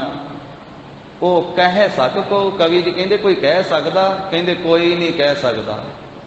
ਇੰਨੇ ਗੁਣਾਂ ਦੇ ਉਹ ਭਰੇ ਹੋਏ ਸਨ ਮਾਤਾ ਤ੍ਰਿਪਤਾ ਜੀ, ਉਹਨਾਂ ਦੇ ਗੁਣ ਹੀ ਨਹੀਂ ਕੋਈ ਬਿਆਨ ਕਰ ਸਕਦਾ। ਇਸ ਤਰ੍ਹਾਂ ਜਦੋਂ ਕਹਿੰਦੇ ਵੀ ਜਦੋਂ ਬਹੁਤ ਸਮਾਂ ਪਾ ਕਰਕੇ ਸਾਧਵੀ ਦੋਨਾਂ ਨੇ, ਸਾਧਵੀ ਕਹੀਏ ਕਿ ਮਾਤਾ ਤ੍ਰਿਪਤਾ ਜੀ, ਉਹਨਾਂ ਨੇ ਤੇ ਇਸੇ ਤਰ੍ਹਾਂ ਮਹਿਤਾ ਕਲਿਆਣ ਚੰਦ ਜੀ ਨੇ ਬਹੁਤਾ ਸਮਾਂ ਪਾ ਕਰਕੇ ਦੋਨਾਂ ਨੇ ਫਿਰ ਕਹਿੰਦੇ ਵੀ ਬਹੁਤ ਤਪ ਵੀ ਕੀਤਾ ਹੈ, ਵਰਤ ਵੀ ਕੀਤੇ ਹਨ, ਬਹੁਤ ਕਠਿਨ ਤਪ ਕੀਤਾ ਹੈ। ਦੋਨਾਂ ਨੂੰ ਜਪ ਤਪ ਕਰਦਿਆਂ ਚਿਰ ਕਾਲ ਬੀਤਿਆ। ਪਰਮਾਤਮਾ ਵਾਹਿਗੁਰੂ ਜੀ ਦੇ ਚਰਨਾਂ ਕਮਲਾਂ ਵਿੱਚ ਜਿਨ੍ਹਾਂ ਦੀ ਪ੍ਰੀਤ ਲੱਗੀ ਹੋਈ ਮਨ ਦੀ, ਇਸੇ ਰਾਏ ਭੋਏ ਦੀ ਤਲਵੰਡੀ ਦੇ ਵਿੱਚ ਰਾਏ ਭੋਏ ਦਾ ਪੁੱਤਰ ਰਾਏ ਬੁਲਾਰ ਹਾਕਮ ਹੈ। ਕਹਿੰਦੇ ਵੀ ਸੋਦਰ ਕਹਿੰਦੇ ਆ ਸਕੇ ਭਰਾ ਨੂੰ, ਇੱਕੇ ਉਦਰ ਤੋਂ ਜਿਹੜੇ ਪੈਦਾ ਹੋਏ ਹੋਣ, ਸੋ ਦਰ ਸੋ ਉਦਰ, ਇੱਕੇ ਪੇਟ ਤੋਂ ਪੈਦਾ ਹੋਣ ਵਾਲੇ ਦੋ ਬੱਚੇ ਭਰਾ, ਜਿੰਨਾ ਉਹਨਾਂ ਦਾ ਆਪਸ ਵਿੱਚ ਪਿਆਰ ਹੁੰਦਾ। ਕਹਿੰਦੇ ਇੰਨਾ ਪਿਆਰ ਸੀ ਰਾਏ ਬੁਲਾਰ ਦਾ ਮਹਿਤਾ ਕਲਿਆਣ ਚੰਦ ਜੀ ਦੇ ਨਾਲ। ਜਿੰਨੇ ਪਿੰਡਾਂ ਦਾ ਰਾਏ ਬੁਲਾਰ ਅਧਿਕਾਰੀ ਸੀ ਨਾ, ਜਿੰਨੇ ਪਿੰਡਾਂ ਦਾ ਇਹਦੇ ਕੋਲੇ ਅਧਿਕਾਰ ਸੀ, 20-22 ਪਿੰਡਾਂ ਦਾ, ਸਾਰੇ ਬਾਰ ਦੇ ਇਲਾਕੇ ਦਾ, ਉਹ ਸਾਰੇ ਪਿੰਡਾਂ ਦੀ, ਸਾਰੇ ਪਿੰਡਾਂ ਦੀ ਜਿਹੜੀ ਪਟਵਾਰੀ ਦੀ ਕਾਰ ਸੀ, ਉਹ ਮਹਿਤਾ ਕਲਿਆਣ ਚੰਦ ਜੀ ਨੂੰ ਸੌਂਪੀ ਹੋਈ ਸੀ। ਮਹਿਤਾ ਕਲਿਆਣ ਚੰਦ ਜੀ ਸਾਰੇ ਇਲਾਕੇ ਦੇ ਪਟਵਾਰੀ ਸਨ, ਇੱਕ ਦੋਹਾਂ ਪਿੰਡਾਂ ਦੇ ਨਹੀਂ, 20 ਪਿੰਡਾਂ ਤੋਂ ਵਧੇਕ ਪਟਵਾਰੀ ਸਨ। ਤਾਂ ਇਸ ਤਰ੍ਹਾਂ ਸਾਰੇ ਬਾਰ ਦੇ ਇਲਾਕੇ ਦੀ ਜਿਹੜੀ ਪਟਵਾਰੀ ਦੀ ਨੌਕਰੀ ਸੀ, ਉਹ ਰਾਏ ਬੁਲਾਰ ਨੇ, ਰਾਏ ਬੁਲਾਰ ਭੱਟੀ ਨੇ, ਮੁਸਲਮਾਨ ਸਨ ਉਹ, ਭੱਟੀ ਮੁਸਲਮਾਨ, ਉਹਨਾਂ ਨੇ ਸਾਰੀ ਇਹ ਜਿਹੜੀ ਪਟਵਾਰੀ ਦੀ ਨੌਕਰੀ ਹੈ, ਕਾਰ ਹੈ, ਸਾਰੀ ਜ਼ਿੰਮੇਵਾਰੀ ਹੈ, ਉਹ ਸਤਿਕਾਰਯੋਗ ਮਹਿਤਾ ਕਲਿਆਣ ਚੰਦ ਜੀ ਨੂੰ ਦਿੱਤੀ ਹੋਈ ਸੀ। ਇਸ ਪ੍ਰਕਾਰ ਦੇ ਨਾਲ ਕਹਿੰਦੇ ਵੀ ਅਨੇਕ ਪ੍ਰਕਾਰ ਦੇ ਨਾਲ ਬਿਲਾਸ ਕੌਤਕ ਬਿਲਸਦਿਆਂ, ਕੌਤਕ ਸਮਾਂ ਜਦੋਂ ਗੁਜ਼ਰਿਆ,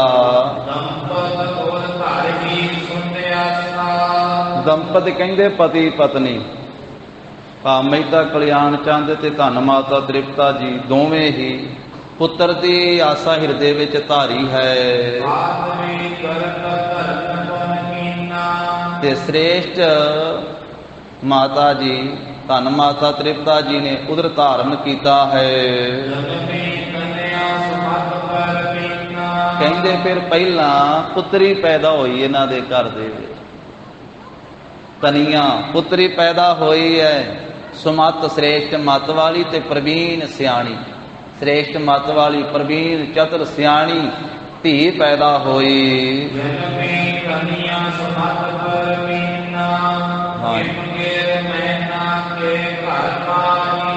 ਕਵੀ ਜੀ ਆਪਣੇ ਵੱਲੋਂ ਸੋਭਾ ਕਰਦੇ, ਕਹਿੰਦੇ ਜਿਵੇਂ ਹਿਮਾਲਿਆ ਪਰਬਤ ਦੇ ਘਰ ਦੇ ਵਿੱਚ ਮੈਨਾ, ਉਹਨਾਂ ਦੇ ਘਰ ਦੇ ਵਿੱਚ ਕਹਿੰਦੇ ਜਿਵੇਂ ਕਹਿੰਦੇ ਪਾਰਬਤੀ ਦਾ ਜਨਮ ਹੋਇਆ ਸੀ। ਇਹ ਕਵੀ ਜੀ ਆਪਣੇ ਵੱਲੋਂ ਸੋਭਾ ਕਰਦੇ, ਜਿਵੇਂ ਹਿਮਾਲਿਆ ਦੇ ਘਰ ਦੇ ਵਿੱਚ ਕਹਿੰਦੇ ਪਾਰਬਤੀ ਜਨਮੀ ਸੀ, ਇਸ ਤਰ੍ਹਾਂ ਇਹ ਮਹਿਤਾ ਕਲਿਆਣ ਚੰਦ ਜੀ ਤੇ ਧੰਨ ਮਾਤਾ ਤ੍ਰਿਪਤਾ ਜੀ ਦੀ ਸੁਪੁੱਤਰੀ ਸੁਸ਼ੀਲਾ, ਸ਼ੁਭ ਗੁਣਾਂ ਵਾਲੀ, ਜਿਨ੍ਹਾਂ ਦੇ ਅੰਦਰ ਬਹੁਤ ਸ਼ੁਭ ਗੁਣ ਤੇ ਗੁਣਾਂ ਦੇ ਖਜ਼ਾਨੇ ਹਨ। ਜਾਣੋ ਕਹਿੰਦੇ ਕਿ ਭਗਤੀ ਨੇ ਸਰੀਰ ਧਾਰਨ ਕੀਤਾ, ਤੇ ਇਹ ਆਪਣੇ ਨਾਨਕੇ ਘਰ ਦੇ ਵਿੱਚ ਪ੍ਰਗਟ ਹੋਏ। ਧੰਨ ਮਾਤਾ ਤ੍ਰਿਪਤਾ ਜੀ ਦੀ ਪਵਿੱਤਰ ਕੁੱਖ ਤੋਂ ਜੋ ਸੁਪੁੱਤਰੀ ਪ੍ਰਗਟ ਹੋਈ ਹੈ, ਨਾਨਕੇ ਘਰ ਦੇ ਵਿੱਚ ਪ੍ਰਗਟ ਹੋਈ। ਜੋ ਸਤਿਕਾਰਯੋਗ ਮਹਿਤਾ ਕਲਿਆਣ ਚੰਦ ਜੀ ਦਾ ਸਹੁਰਾ ਘਰ ਹੈ, ਸਹੁਰਾ ਨਗਰ ਹੈ, ਤੇ ਧੰਨ ਮਾਤਾ ਤ੍ਰਿਪਤਾ ਜੀ ਦਾ ਪੇਕਾ ਪਿੰਡ ਹੈ। ਉਦੋਂ ਮਾਤਾ ਜੀ ਪੇਕੇ ਪਿੰਡ ਗਏ ਹੋਏ ਸਨ, ਤੇ ਉਹ ਪੇਕਾ ਪਿੰਡ ਪੈਂਦਾ ਮਾਤਾ ਜੀ ਦਾ ਚਾਹਲ। ਧੰਨ ਸ੍ਰੀ ਗੁਰੂ ਨਾਨਕ ਦੇਵ ਸਾਹਿਬ ਮਹਾਰਾਜ ਸਾਹਿਬ ਜੀ ਦਾ ਨਾਨਕਾ ਪਿੰਡ ਹੈ ਚਾਹਲ ਸਾਧ ਸੰਗਤ ਜੀ। ਲਾਹੌਰ ਦੇ ਇਲਾਕੇ ਦੇ ਵਿੱਚ ਥਾਣਾ ਬਰਕੀ ਲੱਗਦਾ, ਚਾਹਲ ਪਿੰਡ। ਤਾਂ ਆਪਣੇ ਨਾਨਕੇ ਪਿੰਡ ਦੇ ਵਿੱਚ ਪ੍ਰਗਟ ਹੋਏ, ਇਸ ਕਰਕੇ ਨਾਨਕਿਆਂ ਨੇ ਉੱਥੇ ਹੀ ਫਿਰ ਨਾਮ ਰੱਖਿਆ ਨਾਨਕੀ। ਇਹ ਤਾਂ ਨਾਨਕਿਆਂ ਦੀ ਹੈ, ਨਾਨਕੇ ਪੈਦਾ ਹੋਈ, ਇਸ ਕਰਕੇ ਨਾਮ ਨਾਨਕੀ ਰੱਖਿਆ। ਧੰਨ ਬੇਬੇ ਨਾਨਕੀ ਜੀ, ਕਿੰਨੇ ਮਹਾਨ ਆ ਬੇਬੇ ਨਾਨਕੀ ਜੀ। ਸਾਨੂੰ ਸਾਰਿਆਂ ਨੂੰ ਬੇਬੇ ਨਾਨਕੀ ਜੀ ਨੇ ਹੀ ਧੰਨ ਕੀਤਾ ਸਾਧ ਸੰਗਤ। ਬੇਬੇ ਨਾਨਕੀ ਜੀ ਇੱਥੇ ਵਿਆਹੇ ਗਏ, ਉਹਨਾਂ ਦਾ ਇੱਥੇ ਆਨੰਦ ਕਾਰਜ ਹੋਇਆ ਭਾਈ ਜੈ ਰਾਮ ਜੀ ਦੇ ਨਾਲ, ਤੇ ਸਤਿਗੁਰੂ ਨਾਨਕ ਸਾਹਿਬ ਜੀ ਇੱਥੇ ਆਏ, ਤੇ ਤਾਂ ਇਹ ਸਾਰੇ ਗੁਰਦੁਆਰੇ ਸਾਹਿਬ ਇੱਥੇ ਸੋਭਨੀਕ ਹੋਏ। ਤਾਂ ਇੱਥੇ ਇਹ ਲੱਖਾਂ ਸੰਗਤਾਂ ਨੂੰ ਭਾਗ ਲੱਗੇ ਆ। ਬੇਬੇ ਜੀ ਇੱਥੇ ਆਏ ਆ, ਤਾਂ ਹੀ ਇਹ ਸੁਲਤਾਨਪੁਰ ਸਾਹਿਬ ਦੀ ਨਗਰੀ ਮਹਾਨ ਹੋ ਗਈ। ਤਾਂ ਬੇਬੇ ਨਾਨਕੀ ਜੀ ਉਹ ਨਾਨਕੇ ਪਿੰਡ ਦੇ ਵਿੱਚ ਪ੍ਰਗਟ ਹੋਏ, ਇੱਥੇ ਜ਼ਿਕਰ ਨਹੀਂ ਆਇਆ, ਹੋਰ ਗ੍ਰੰਥਾਂ ਦੇ ਵਿੱਚ ਜ਼ਿਕਰ ਹੈ। ਇਸ ਤਰ੍ਹਾਂ ਕਹਿੰਦੇ ਹਨ ਕਿ ਮੰਨ ਲਓ ਭਗਤੀ ਨੇ ਹੀ ਦੇਹ ਧਾਰਨ ਕੀਤੀ। ਸਤਿਕਾਰਯੋਗ ਮਾਮਾ ਜੀ ਸਨ, ਮਾਮਾ ਕ੍ਰਿਸ਼ਨਾ ਜੀ, ਔਰ ਇਸੇ ਤਰ੍ਹਾਂ ਸਤਿਕਾਰਯੋਗ ਨਾਨਾ ਜੀ ਦਾ ਨਾਮ ਸੀ ਬਾਬਾ ਰਾਮਾ ਜੀ, ਤੇ ਨਾਨਕਾ ਪਿੰਡ ਚਾਹਲ। ਤਾਂ ਇਸ ਤਰ੍ਹਾਂ ਬੇਬੇ ਨਾਨਕੀ ਜੀ ਉੱਥੇ ਪ੍ਰਗਟ ਹੋਏ। ਤੇ ਬੇਬੇ ਨਾਨਕੀ ਜੀ ਦੇ ਅਵਤਾਰ ਤੋਂ ਬਾਅਦ ਜਦੋਂ ਕੁਝ ਸਮਾਂ ਬੀਤਿਆ, ਇਸ ਤਰ੍ਹਾਂ ਕਹਿੰਦੇ ਕਿ ਮਹਿਤਾ ਕਲਿਆਣ ਚੰਦ ਜੀ ਦੀ ਪ੍ਰੀਤੀ ਜਾਣ ਕਰਕੇ ਜੋ ਜੱਗ ਦੇ ਦਾਤਾ ਹਨ, ਸਾਰੀਆਂ ਜੱਗ ਨੂੰ ਦਾਤਾਂ ਦੇਣ ਵਾਲੇ ਪਰਮੇਸ਼ਰ ਜੀ, ਪ੍ਰਭੂ ਨੇ ਵਿਚਾਰਿਆ ਵੀ ਹੁਣ ਮਹਿਤਾ ਕਲਿਆਣ ਚੰਦ ਦੇ ਘਰ ਵਿੱਚ ਮੈਂ ਜਾ ਕੇ ਪੁੱਤਰ ਬਣਾ, ਹੁਣ ਪੁੱਤਰ ਰੂਪ ਦੇ ਵਿੱਚ ਪੈਦਾ ਹੋਵਾਂ ਮਹਿਤੇ ਕਲਿਆਣ ਚੰਦ ਦੇ ਘਰੇ। ਐਸੀ ਵਿਚਾਰ ਕਰਕੇ ਜਗਤ ਦੇ ਰਾਜੇ ਪਰਮੇਸ਼ਰ ਵਾਹਿਗੁਰੂ ਜੀ ਆ ਗਏ ਪੁੱਤਰ ਬਣ ਕੇ। ਧੰਨ ਮਾਤਾ ਤ੍ਰਿਪਤਾ ਜੀ ਨੇ ਜਦੋਂ ਦੂਸਰੀ ਵਾਰੀ ਪੁੱਤਰ ਧਾਰਨ ਕੀਤਾ, ਜਿਨ੍ਹਾਂ ਨੇ ਕਹਿੰਦੇ ਪਤੀ ਵਰਤਾ ਧਰਮ ਮਨ ਦੇ ਵਿੱਚ ਧਾਰਨ ਕੀਤਾ ਹੈ, ਦ੍ਰਿੜ ਕੀਤਾ ਹੈ। ਜਿਵੇਂ ਦੂਜ ਦਾ ਚੰਦ ਵੱਧਦਾ ਹੈ, ਇਸ ਤਰ੍ਹਾਂ ਹੁਣ ਗਰਭ ਦੇ ਵਿੱਚ ਆਪਣੀ ਮਾਇਆ ਵਰਤਾ ਦਿੱਤੀ ਹੈ। ਪਰਮੇਸ਼ਰ ਗਰਭ ਵਿੱਚ ਤਾਂ ਆਉਂਦੇ ਨਹੀਂ, ਉਹਨਾਂ ਨੇ ਕਲਾ ਵਰਤਾ ਦਿੰਦੇ, ਆਪਣੀ ਉਹ ਮਾਇਆ ਸ਼ਕਤੀ ਵਰਤਾ ਦਿੰਦੇ ਆ। ਕਹਿੰਦੇ ਜਿਵੇਂ ਦੂਜ ਦਾ ਚੰਦ ਵੱਧਦਾ, ਇਸ ਤਰ੍ਹਾਂ ਗਰਭ ਜਿਹੜਾ ਹੈ ਉਹ ਸੁਖ ਕੰਦੂ ਦੀ ਮਾਇਆ ਦ੍ਰਿਸ਼ਟੀ ਦੇ ਨਾਲ ਵੱਧ ਰਿਹਾ ਹੈ।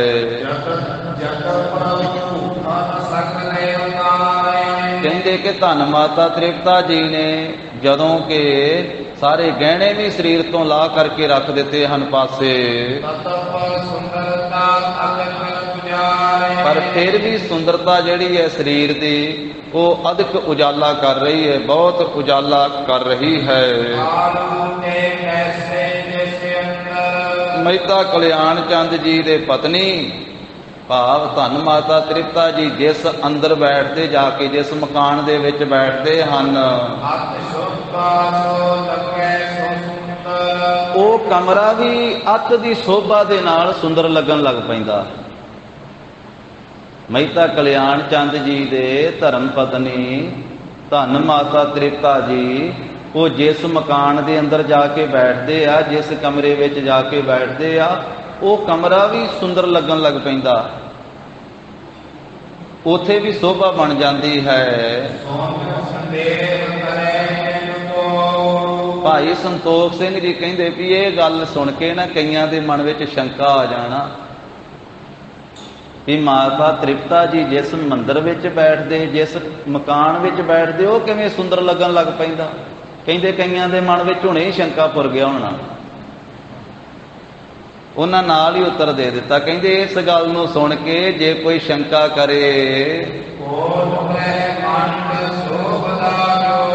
ਕਹਿੰਦੇ ਭਾਈ ਮੈਨੂੰ ਦੱਸੋ ਤੁਸੀਂ ਸ਼ੰਕਾ ਕਰਨ ਵਾਲਿਓ, ਵੀ ਜਿਸ ਪਰਮੇਸ਼ਰ ਦੀ ਜੋਤ ਦੇ ਨਾਲ ਕਰੋੜਾਂ ਬ੍ਰਹਿਮੰਡ ਸੋਭ ਰਹੇ ਆ, ਜਿਸ ਵਾਹਿਗੁਰੂ ਦੀ ਜੋਤ ਦੇ ਨਾਲ ਕਰੋੜਾਂ ਖੰਡ ਬ੍ਰਹਿਮੰਡ ਸੋਭ ਰਹੇ ਹਨ, ਤੇ ਤਿਸ ਪ੍ਰਮਾਤਮਾ ਨੇ, ਤਿਸ ਪਰਮੇਸ਼ਰ ਨੇ ਜਿਸ ਮਾਤਾ ਦੀ ਉਦਰ ਦੇ ਵਿੱਚ ਇਹ ਨਿਵਾਸ ਕੀਤਾ ਹੋਇਆ ਹੈ, ਜਿਸ ਮਾਤਾ ਦੇ ਉਦਰ ਦੇ ਵਿੱਚ ਜਿਸ ਨੇ ਆਪਣੀ ਜੋਤ ਨੂੰ ਆਪਣੀ ਕਲਾ ਦੇ ਨਾਲ ਵਸਾਇਆ ਹੋਇਆ ਹੈ, ਤੇ ਉਸ ਮਾਤਾ ਦੀ ਸੋਭਾ ਕਿਉਂ ਨਾ ਦੂਣੀ ਸਵਾਈ ਹੋਵੇ, ਕਿਉਂ ਨਾ ਸਵਾਈ ਹੋਵੇਗੀ। ਇਸ ਕਰਕੇ ਕਹਿੰਦੇ ਉਹ ਪ੍ਰਭੂ ਦੀ ਜੋਤ ਅੰਦਰ ਆ ਕਰਕੇ ਨਿਵਾਸ ਕੀਤਾ ਹੈ। ਇਸ ਕਰਕੇ ਜਿੱਥੇ ਮਾਤਾ ਜੀ ਬੈਠਦੇ ਆ ਉਹ ਕਮਰੇ ਨੂੰ ਭਾਗ ਲੱਗ ਜਾਂਦੇ, ਉਹ ਕਮਰਾ ਹੀ ਸੋਭਾ ਦਾ ਵਾਲਾ ਬਣ ਜਾਂਦਾ ਹੈ। ਜਿਸ ਦਿਨ ਤੇ ਜਗਤ ਦੇ ਮਾਲਕ ਆਏ ਹਨ ਮਾਤਾ ਜੀ ਦੀ ਕੁੱਖ ਵਿੱਚ, ਕਹਿੰਦੇ ਕੱਲੇ ਮਾਤਾ ਜੀ ਦੇ ਪਾਸ ਹੀ ਸੁੰਦਰਤਾ ਨਹੀਂ ਵਧੀ, ਜਾਂ ਕੱਲੇ ਬਾਬਾ ਕਲਿਆਣ ਚੰਦ ਜੀ ਦੇ ਘਰ ਵਿੱਚ ਹੀ ਸੋਭਾ ਨਹੀਂ ਬਣੀ, ਰਾਏ ਭੋਏ ਦੀ ਸਾਰੀ ਤਲਵੰਡੀ ਨੂੰ ਭਾਗ ਲੱਗ ਗਏ ਉਸ ਦਿਨ ਦੇ। ਜਿੰਨੇ ਟੇਢੇ ਮਨ ਵਾਲੇ ਸੀ, ਟੇਢੇ ਖਿਆਲਾਂ ਵਾਲੇ ਸੀ, ਟੇਢੀਆਂ ਗੱਲਾਂ ਕਰਨ ਵਾਲੇ ਸੀ, ਉਹ ਸਿੱਧੀਆਂ ਗੱਲਾਂ ਕਰਨ ਲੱਗ ਪਏ।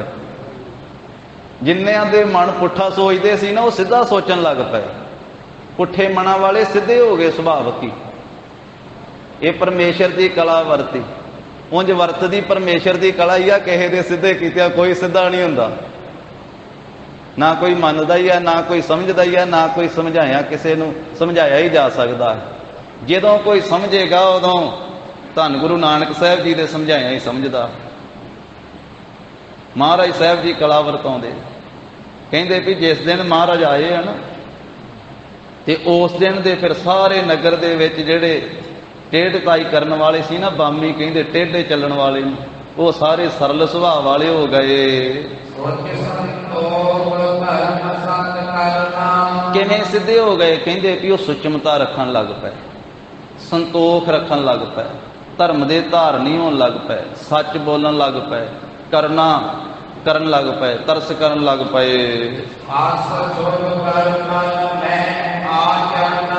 ਐਸੇ ਜਿਹੜੇ ਧਰਮ ਦੇ ਸ਼ੁਭ ਕਰਮ ਵਾ ਉਹਨਾਂ ਦੇ ਵਿੱਚ ਆਚਰਨਾ, ਉਹਨਾਂ ਦੇ ਵਿੱਚ ਵਿਚਰਨ ਵਾਲੇ ਬਣ ਗਏ, ਵਰਤਨ ਲੱਗ ਪਏ।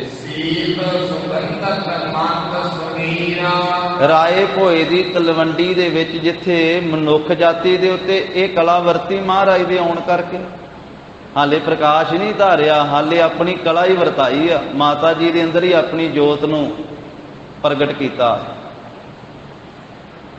ਤੇ ਬਾਕੀ ਕਹਿੰਦੇ ਵੀ ਜਿਹੜਾ ਮੌਸਮ ਹੈ ਨਾ, ਉਹਦੇ ਵਿੱਚ ਵੀ ਇਸ ਤਰ੍ਹਾਂ ਦਾ ਬਦਲਾਅ ਆਇਆ, ਵਾਤਾਵਰਨ ਦੇ ਵਿੱਚ ਵੀ ਇਸ ਤਰ੍ਹਾਂ ਦਾ ਬਦਲਾਅ ਆਇਆ। ਸੀਤ ਠੰਡੀ, ਸੁਗੰਧਤ ਸੁਗੰਧੀ ਵਾਲੀ, ਮੰਦ ਹੌਲੀ ਹੌਲੀ, ਸਮੀਰਾ ਕਹਿੰਦੇ ਹਵਾ ਵਾਲੀ, ਹਵਾ ਚੱਲਣ ਲੱਗ ਪਈ ਠੰਡੀ ਹੌਲੀ ਹੌਲੀ ਤੇ ਸੁਗੰਧੀ ਵਾਲੀ, ਜਿਵੇਂ ਸੈਂਟ ਛਿੜਕਿਆ ਹੋਵੇ। ਜਿਵੇਂ ਆਪਾਂ ਸੈਂਟ ਜਿਹੇ ਅਤਰ ਪਾਉਣੇ ਆ ਤੇ ਕਿੰਨੀ ਇੱਕ ਵਾਰੀ ਸੁਗੰਧੀ ਫੈਲ ਜਾਂਦੀ ਨਾ, ਇਸ ਤਰ੍ਹਾਂ ਦੀ ਸੁਗੰਧੀ ਵਾਲੀ ਹਵਾ ਸਾਰੀ ਰਾਏ ਭੋਏ ਦੀ ਤਲਵੰਡੀ ਦੇ ਵਿੱਚ ਉਹ ਚੱਲਣ ਲੱਗ ਪਈ।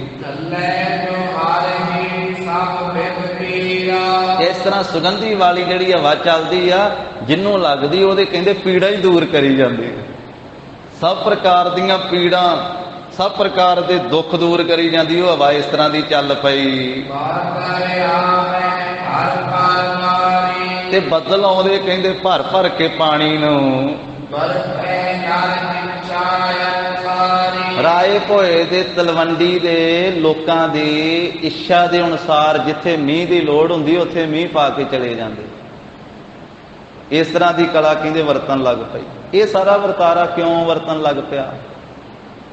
ਕਿਉਂਕਿ ਜਿੱਥੇ ਵੱਡੇ ਮੰਤਰੀ ਨੇ ਆਉਣਾ ਹੋਵੇ ਨਾ, ਮੁੱਖ ਮੰਤਰੀ ਨੇ, ਉੱਥੇ ਛੋਟੇ ਛੋਟੇ ਅਹੁਦੇਦਾਰਾਂ ਨੂੰ ਸੱਦਣ ਦੀ ਲੋੜ ਨਹੀਂ ਪੈਂਦੀ, ਉਹ ਆਪਣੇ ਆਪ ਹੀ ਸਾਫ਼ ਸਫਾਈਆਂ ਕਰ ਦਿੰਦੇ, ਆਪਣੇ ਆਪ ਹੀ ਮਸ਼ੀਨਾਂ ਲੈ ਕੇ ਭੱਜੇ ਫਿਰਦੇ ਵੀ ਇੱਥੇ ਕੋਈ ਹੋਰ ਵਾਧਾ ਘਾਟਾ ਨਾ ਹੋ ਜਾਵੇ। आपे ही लग जाती सारी सिक्योरिटी।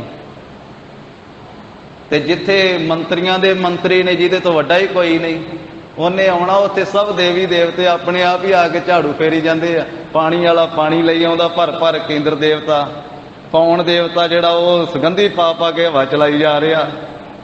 इस करके वो सारे जिहड़े उहदे भै विच चलण वाले ना, भै विच पवन वह सदवाओ, भै विच चलह लख दरियाओ, भै विच अगन कढै वेगार, भै विच धरती दब्बी भार, वो सारे आके सेवा च लगे पे पहला ही कि साडा मालक आ रहा है। फुल्लां दे नाल फलां दे नाल समुदाई समूह जिहड़े बिरख वा वो ऐ भरे पे, फुल्लां नाल खिड़े पे, फलां नाल लदे पे। जानो कहिंदे भी आनंदता उन्हां दा जिहड़ा अंदरला आनंद वा ना, बनस्पति दे अंदर भी इन्ना कहिंदे खुशी भर गई, इन्ना आनंद भर गया, उन्हां ने अपने फुੱਲ खेड़ के बाहर कढ़ी अपनी खुशी। दरख्तां दे अंदरला जिहड़ा आनंद है ना, उन्होंने फुੱਲ खिड़े आ ते खुशी जान आनंद ही उन्हां दा बाहर प्रगट हो गया, फुੱਲਾਂ दे रूप विच ते फलां दे रूप दे विच। जानो कि आनंद ही बाहर कहिंदे आ गया है। कहिंदे भी अंदर इन्नी खुशी होई, इन्ना आनंद होया बनस्पति नूं भी कि वो कहिंदे भी समाई नहीं गई उन्हां तो अंदर, झल्ली नहीं गई सारी खुशी, वो बाहर आ गई खुशी। जानो सारे दरख्त भी अपना आनंद सब लोकां नूं बाहर प्रगट करके फलां ते फुੱਲਾਂ दे रूप विच विखा रहे हन। धरती सोभ रही है नवी नवी हरियावलता दे नाल, सब पासे नवी हरियावलता हो रही है, ते धरती सारी शोभनीक हो रही है। ਜਿਹਦੇ ਹਿਰਦੇ ਵਿੱਚ ਕਹਿੰਦੇ ਸਭ ਤੋਂ ਵੱਧ ਵਧਾਈ ਆ, ਸਭ ਤੋਂ ਵੱਧ ਖੁਸ਼ੀ, ਉਹ ਸਭ ਤੋਂ ਵੱਧ ਕਿਹਨੂੰ ਖੁਸ਼ੀ ਆ?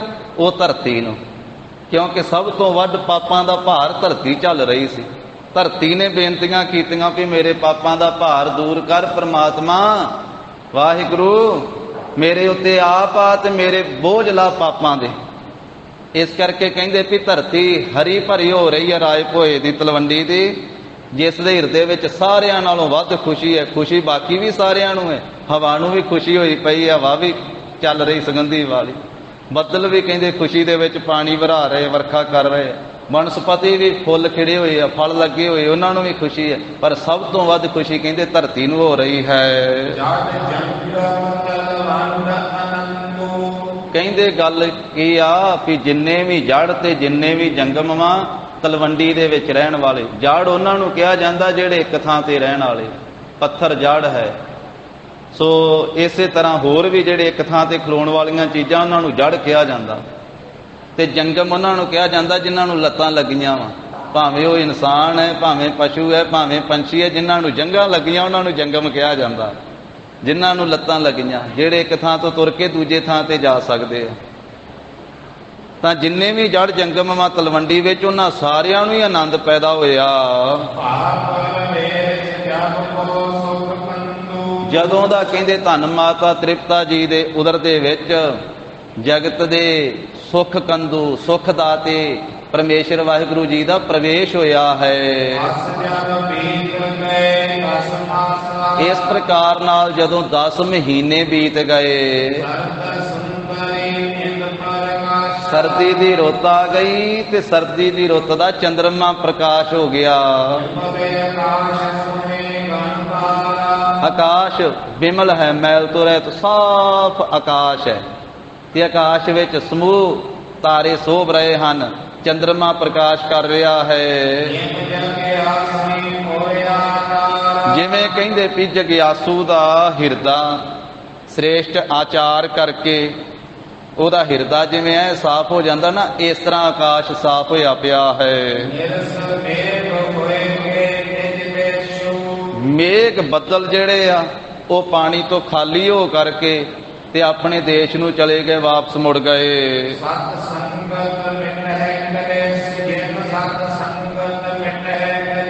ਜਿਵੇਂ ਕਹਿੰਦੇ ਸਤ ਸੰਗਤ ਕਰਨ ਦੇ ਨਾਲ ਜੀਵ ਦੇ ਕਲੇਸ਼ ਮਿਟ ਜਾਂਦੇ ਹਨ। ਫਿਰ ਉਹ ਦਿਨ ਆ ਗਿਆ ਜਿਸ ਦਿਨ ਦੀ ਉਡੀਕ ਸੀ। ਉਰਜ ਨਾਮ ਹੈ ਕੱਤਕ ਦਾ, ਕੱਤਕ ਮਹੀਨੇ ਦੀ ਪੂਰਨਮਾਸ਼ੀ ਦਾ ਦਿਨ ਹੈ। ਹਰ ਕੀਰਤ ਸੋ ਜੋਨ ਪ੍ਰਕਾਸ਼ੀ। ਜਿਵੇਂ ਹਰੀ ਦੀ ਕੀਰਤੀ ਹੈ ਨਾ, ਸਾਰੇ ਪਾਸੇ ਫੈਲੀ ਹੋਈ, ਸਭ ਪਾਸੇ ਪ੍ਰਮਾਤਮਾ ਦੀ ਵਡਿਆਈ ਫੈਲੀ ਹੋਈ ਨਾ। ਜਿੱਥੇ ਮਰਜ਼ੀ ਚਲੇ ਜਾਓ, ਪ੍ਰਮਾਤਮਾ ਦੀ ਵਡਿਆਈ ਤੋਂ ਬਿਨਾ ਕੋਈ ਵੀ ਜਗ੍ਹਾ ਨਹੀਂ। ਸਭ ਪਾਸੇ ਹਰੀ ਦੀ ਕੀਰਤੀ ਫੈਲੀ ਹੋਈ ਹੈ। ਹਰੀ ਦੀ ਕੀਰਤੀ ਵਾਂਗੂ ਕਹਿੰਦੇ ਜੌਨ, ਜੌਨ ਨਾਮ ਹੈ ਚੰਦਰਮਾ ਦੀ ਚਾਨਣੀ ਦਾ। ਚੰਦਰਮਾ ਦੀ ਚਾਨਣੀ ਪ੍ਰਕਾਸ਼ ਕਰ ਰਹੀ ਹੈ। ਭਾਵ ਪੂਰਨਮਾਸ਼ੀ ਦੀ ਰਾਤ ਸੀ, ਅੰਮ੍ਰਿਤ ਵੇਲਾ ਸੀ। ਤੇ ਬਿਕਰਮੀ ਸੰਬਤ ਕਿੰਨਾ ਸੀ? 9 ਖਾਟ। ਇਹ ਕਵੀਆਂ ਦੀ ਬੋਲੀ ਹੈ ਛੰਦਾਬੰਦੀ ਵਿੱਚ। 9 ਤੇ ਖਾਟ ਨਾਮ ਹੈ ਛੇਆਂ ਦਾ। 9 6 ਕਿੰਨੇ ਹੋ ਗਏ? 15। ਸੰਮਤ ਸੀ 9 ਖਾਟ। ਸਹਿਸ ਨਾਮ ਹੈ 100 ਦਾ। 26 ਅੱਗੇ 26, 900। ਇਸੇ ਤਰ੍ਹਾਂ 9 ਖਾਟ 15, 1526 ਬਿਕਰਮੀ ਸੰਮਤ ਸੀ। ਫਿਰ ਅਵਤਾਰ ਹੋਇਆ ਹੈ ਪ੍ਰਗਟ ਜਗਤ ਦੇ ਈਸ਼ਵਰ ਦਾ, ਜਗਤ ਦੇ ਮਾਲਕ ਦਾ। ਬਿਕਰਮੀ ਸੰਮਤ 1526 ਇਹ ਬਿਕਰਮੀ ਸੰਮਤ ਹੈ। ਕੱਤਕ ਮਹੀਨੇ ਦੀ ਪੂਰਨਮਾਸ਼ੀ ਹੈ ਤੇ ਅੰਮ੍ਰਿਤ ਵੇਲੇ ਮਹਾਰਾਜ ਸਾਹਿਬ ਜੀ ਦਾ ਪ੍ਰਕਾਸ਼ ਹੋਇਆ। ਸਾਰੇ ਰਾਏ ਭੋਏ ਦੇ ਤਲਵੰਡੀ ਵਾਸੀਆਂ ਨੂੰ ਅਚਾਨਕ ਹੀ ਉਤਸ਼ਾਹ ਪੈਦਾ ਹੋਇਆ। ਅਚਾਨਕ ਹੀ ਸਾਰਿਆਂ ਨੂੰ ਅੰਮ੍ਰਿਤ ਵੇਲੇ ਖੁਸ਼ੀ ਪ੍ਰਗਟ ਹੋ ਗਈ ਸਾਰਿਆਂ ਦੇ ਹਿਰਦਿਆਂ ਵਿੱਚ। ਸਾਰੇ ਅੰਦਰੋਂ ਖੁਸ਼ੀ ਆ, ਪਰ ਕਿਸੇ ਦਾ ਵੀ ਮਨ ਜਾਣਦਾ ਨਹੀਂ ਕਿ ਇਹ ਖੁਸ਼ੀ ਕਾਹਦੇ ਵਾਸਤੇ ਸਾਨੂੰ ਕਿਵੇਂ ਪ੍ਰਾਪਤ ਹੋ ਰਹੀ ਹੈ। ਅੰਦਰ ਸ਼ਾਂਤੀ ਜੀ ਵਰਤ ਗਈ, ਅੰਦਰ ਮਨ ਨੂੰ ਪ੍ਰਸੰਨਤਾ ਜੀ ਪੈਦਾ ਹੋ ਗਈ, ਪਰ ਬਿਨਾਂ ਕਾਰਨ ਤੋਂ। ਕਹਿੰਦੇ ਵੀ ਕਾਰਨ ਨਹੀਂ ਜਾਣਿਆ ਜਾਂਦਾ। ਮਨ ਬੜਾ ਖੁਸ਼ ਹੈ ਅੱਜ। ਜਿਹੜੇ ਧਰਤੀ ਤੇ ਰਹਿਣ ਵਾਲੇ ਸੀ, ਮਹਾਤਮਾ ਮਹਾਂਪੁਰਖ ਬੰਦਗੀ ਵਾਲੇ, ਉਹਨਾਂ ਦੇ ਅੰਦਰ ਵੀ ਖੁਸ਼ੀ ਪੈਦਾ ਹੋਈ। ਉਹਨਾਂ ਨੂੰ ਪਤਾ ਲੱਗ ਗਿਆ। ਵਿਰਲੇ ਵਿਰਲੇ ਹੁੰਦੇ ਨਾ, ਜਗ ਮੈਂ ਉੱਤਮ ਕੱਢ ਗਿਆ ਹੈ ਵਿਰਲੇ ਕੇਈ ਕੇ। ਜਿਵੇਂ ਦਸਮ ਪਾਤਸ਼ਾਹ ਨੇ ਪ੍ਰਕਾਸ਼ ਧਾਰਿਆ ਸੀ ਤੇ ਭੀਖਣ ਸ਼ਾਹ ਨੂੰ ਪਤਾ ਲੱਗ ਗਿਆ ਸੀ, ਉਹਨੇ ਉਧਰ ਨੂੰ ਪੂਰਬ ਵੱਲ ਨੂੰ ਸਿਜਦਾ ਕਰ ਦਿੱਤਾ ਸੀ। ਇਸ ਤਰ੍ਹਾਂ ਜਿਹੜੇ ਧਰਤੀ ਤੇ ਰਹਿਣ ਵਾਲੇ ਮਹਾਂਪੁਰਖ ਤੇ ਆਕਾਸ਼ ਵਿੱਚ ਵਸਣ ਵਾਲੇ ਜਿਹੜੇ ਦੇਵਤੇ ਆਦਿਕ, ਉਹ ਸਾਰੇ ਹੀ ਉਹ ਅਵਿਨਾਸ਼ੀ ਪਰਮੇਸ਼ਰ ਨੂੰ ਯਾਦ ਕਰਕੇ ਵੀ ਅੱਜ ਪ੍ਰਭੂ ਦਾ ਅਵਤਾਰ ਹੋਇਆ, ਮੰਗਲਾਚਾਰ ਖੁਸ਼ੀਆਂ ਮਨਾਉਣ ਲੱਗੇ। ਦੇਵਤਿਆਂ ਨੇ ਆਪਣੇ ਹੱਥਾਂ ਵਿੱਚ ਸੰਖ ਲੈ ਕੇ ਤੇ ਫਿਰ ਸੰਖ ਵਜਾ ਦਿੱਤੇ ਤੇ ਫਿਰ ਜੈ ਜੈਕਾਰ ਦੇ ਮੁਖ ਤੋਂ ਬਚਨ ਸੁਣਾਏ ਆ ਵੀ ਸਤਿਗੁਰੂ ਜੀ ਆਪ ਜੀ ਦੀ ਜੈ ਹੋਵੇ, ਪ੍ਰਭੂ ਜੀ ਆਪ ਜੀ ਦੀ ਜੈ ਹੋਵੇ। ਜੈ ਜੈਕਾਰ ਕਰ ਦਿੱਤੀ। ਜੈ ਜੈਕਾਰ ਕਰੇ ਸਭ ਕੋਈ, ਸਭ ਕੋਈ ਜੈ ਜੈਕਾਰ ਕਰਨ ਲੱਗੇ।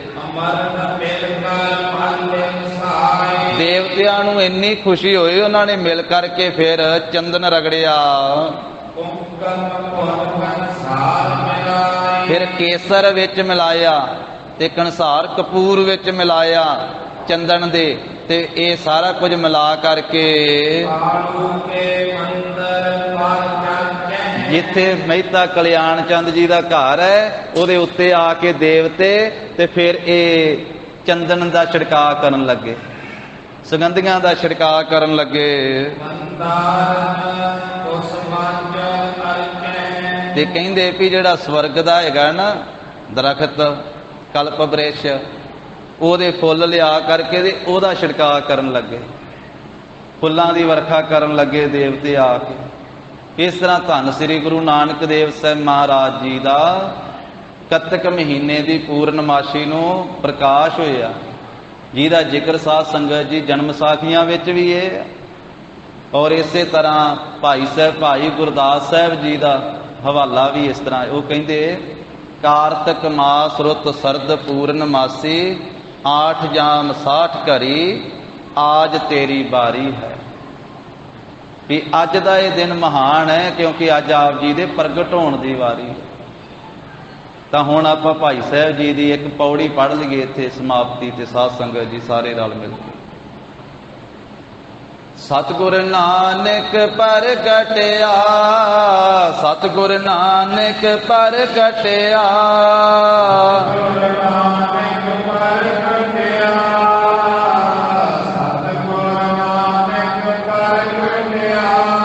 ਮਿਟੀ ਧੁੰਦ ਜਗ ਚਾਨਣ ਹੋਆ, ਮਿਟੀ ਧੁੰਦ ਜਗ ਚਾਨਣ ਹੋਆ।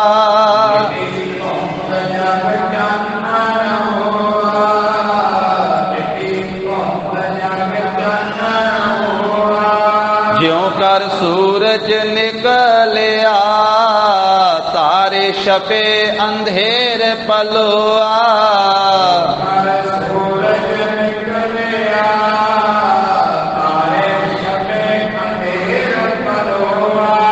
ਸਿੰਘ ਬੁਕੇ ਮੇਰੇ ਗਾਵਲੇ, ਪੰਨੀ ਜਾਏ ਨਾ ਧੀਰ ਤਰੋਆ।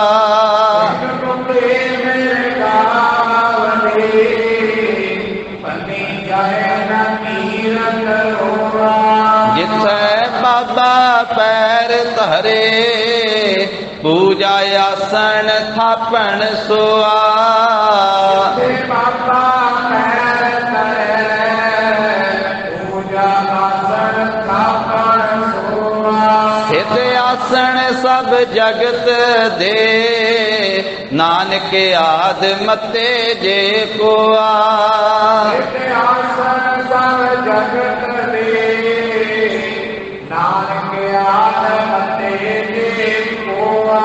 ਘਰ ਘਰ ਅੰਦਰ ਧਰਮਸਾਲ, ਹੋਵੇ ਕੀਰਤਨ ਸਦਾ ਵਿਸੋਆ।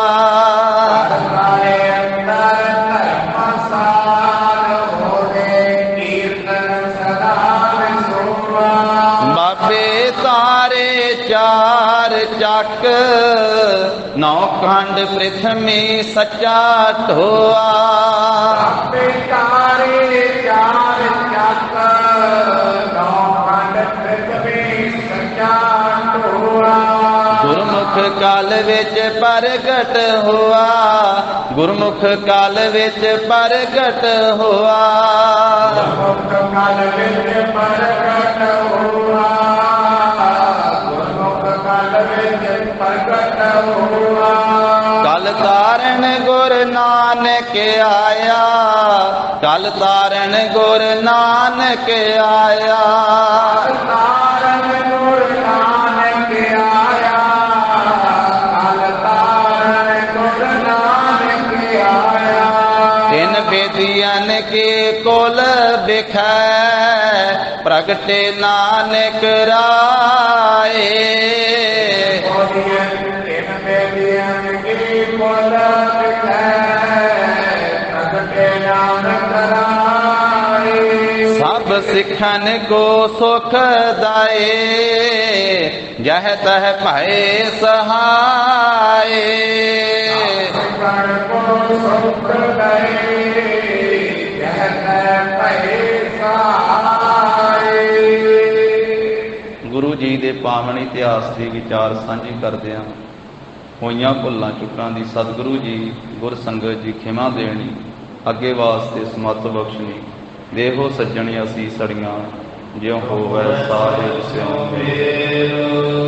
ਹੇ ਗੋਬਿੰਦ ਹੇ ਗੋਪਾਲ, ਹੇ ਦਇਆਲ ਲਾਲ। ਪ੍ਰਾਨ ਨਾਥ ਅਨਾਥ ਸਖੇ, ਦੀਨ ਦਰਦ ਨਿਵਾਰ। ਹੇ ਸਮਰੱਥ ਅਗਮ ਪੂਰਨ, ਮੋਹਿ ਮਇਆ। ਅੰਧ ਕੂਪ ਮਹਾ ਭਇਆਨ, ਨਾਨਕ ਪਾਰਿ ਉਤਾਰ। ਆਏ ਪ੍ਰਭ ਸਰਨਾਗਤੀ, ਕਿਰਪਾ ਨਿਤ ਦਇਆਲ। ਏਕ ਅੱਖਰ ਹਰ ਮਨ ਬਸਤ, ਨਾਨਕ ਹੋਤ ਕਥਾ ਨਿਤਾ ਪ੍ਰਤ ਹੋਤ ਹੈ। ਸੁਣੋ ਸਿੰਘ ਸੁਜਾਨ, ਨਾਨਕ ਗੁਰ ਗੋਬਿੰਦ ਸਿੰਘ ਜੀ ਸਦਾ ਕਰੇ ਕਲਿਆਣ। ਨਾਨਕ ਗੁਰ ਗੋਬਿੰਦ ਸਿੰਘ ਜੀ ਸਦਾ ਕਰੇ ਕਲਿਆਣ। ਵਾਹਿਗੁਰੂ ਜੀ ਕਾ ਖਾਲਸਾ, ਵਾਹਿਗੁਰੂ ਜੀ ਕੀ ਫਤਿਹ। ਸਤਿ ਸ੍ਰੀ ਅਕਾਲ। ਵਾਹਿਗੁਰੂ ਜੀ ਕਾ ਖਾਲਸਾ, ਵਾਹਿਗੁਰੂ ਜੀ ਕੀ ਫਤਿਹ।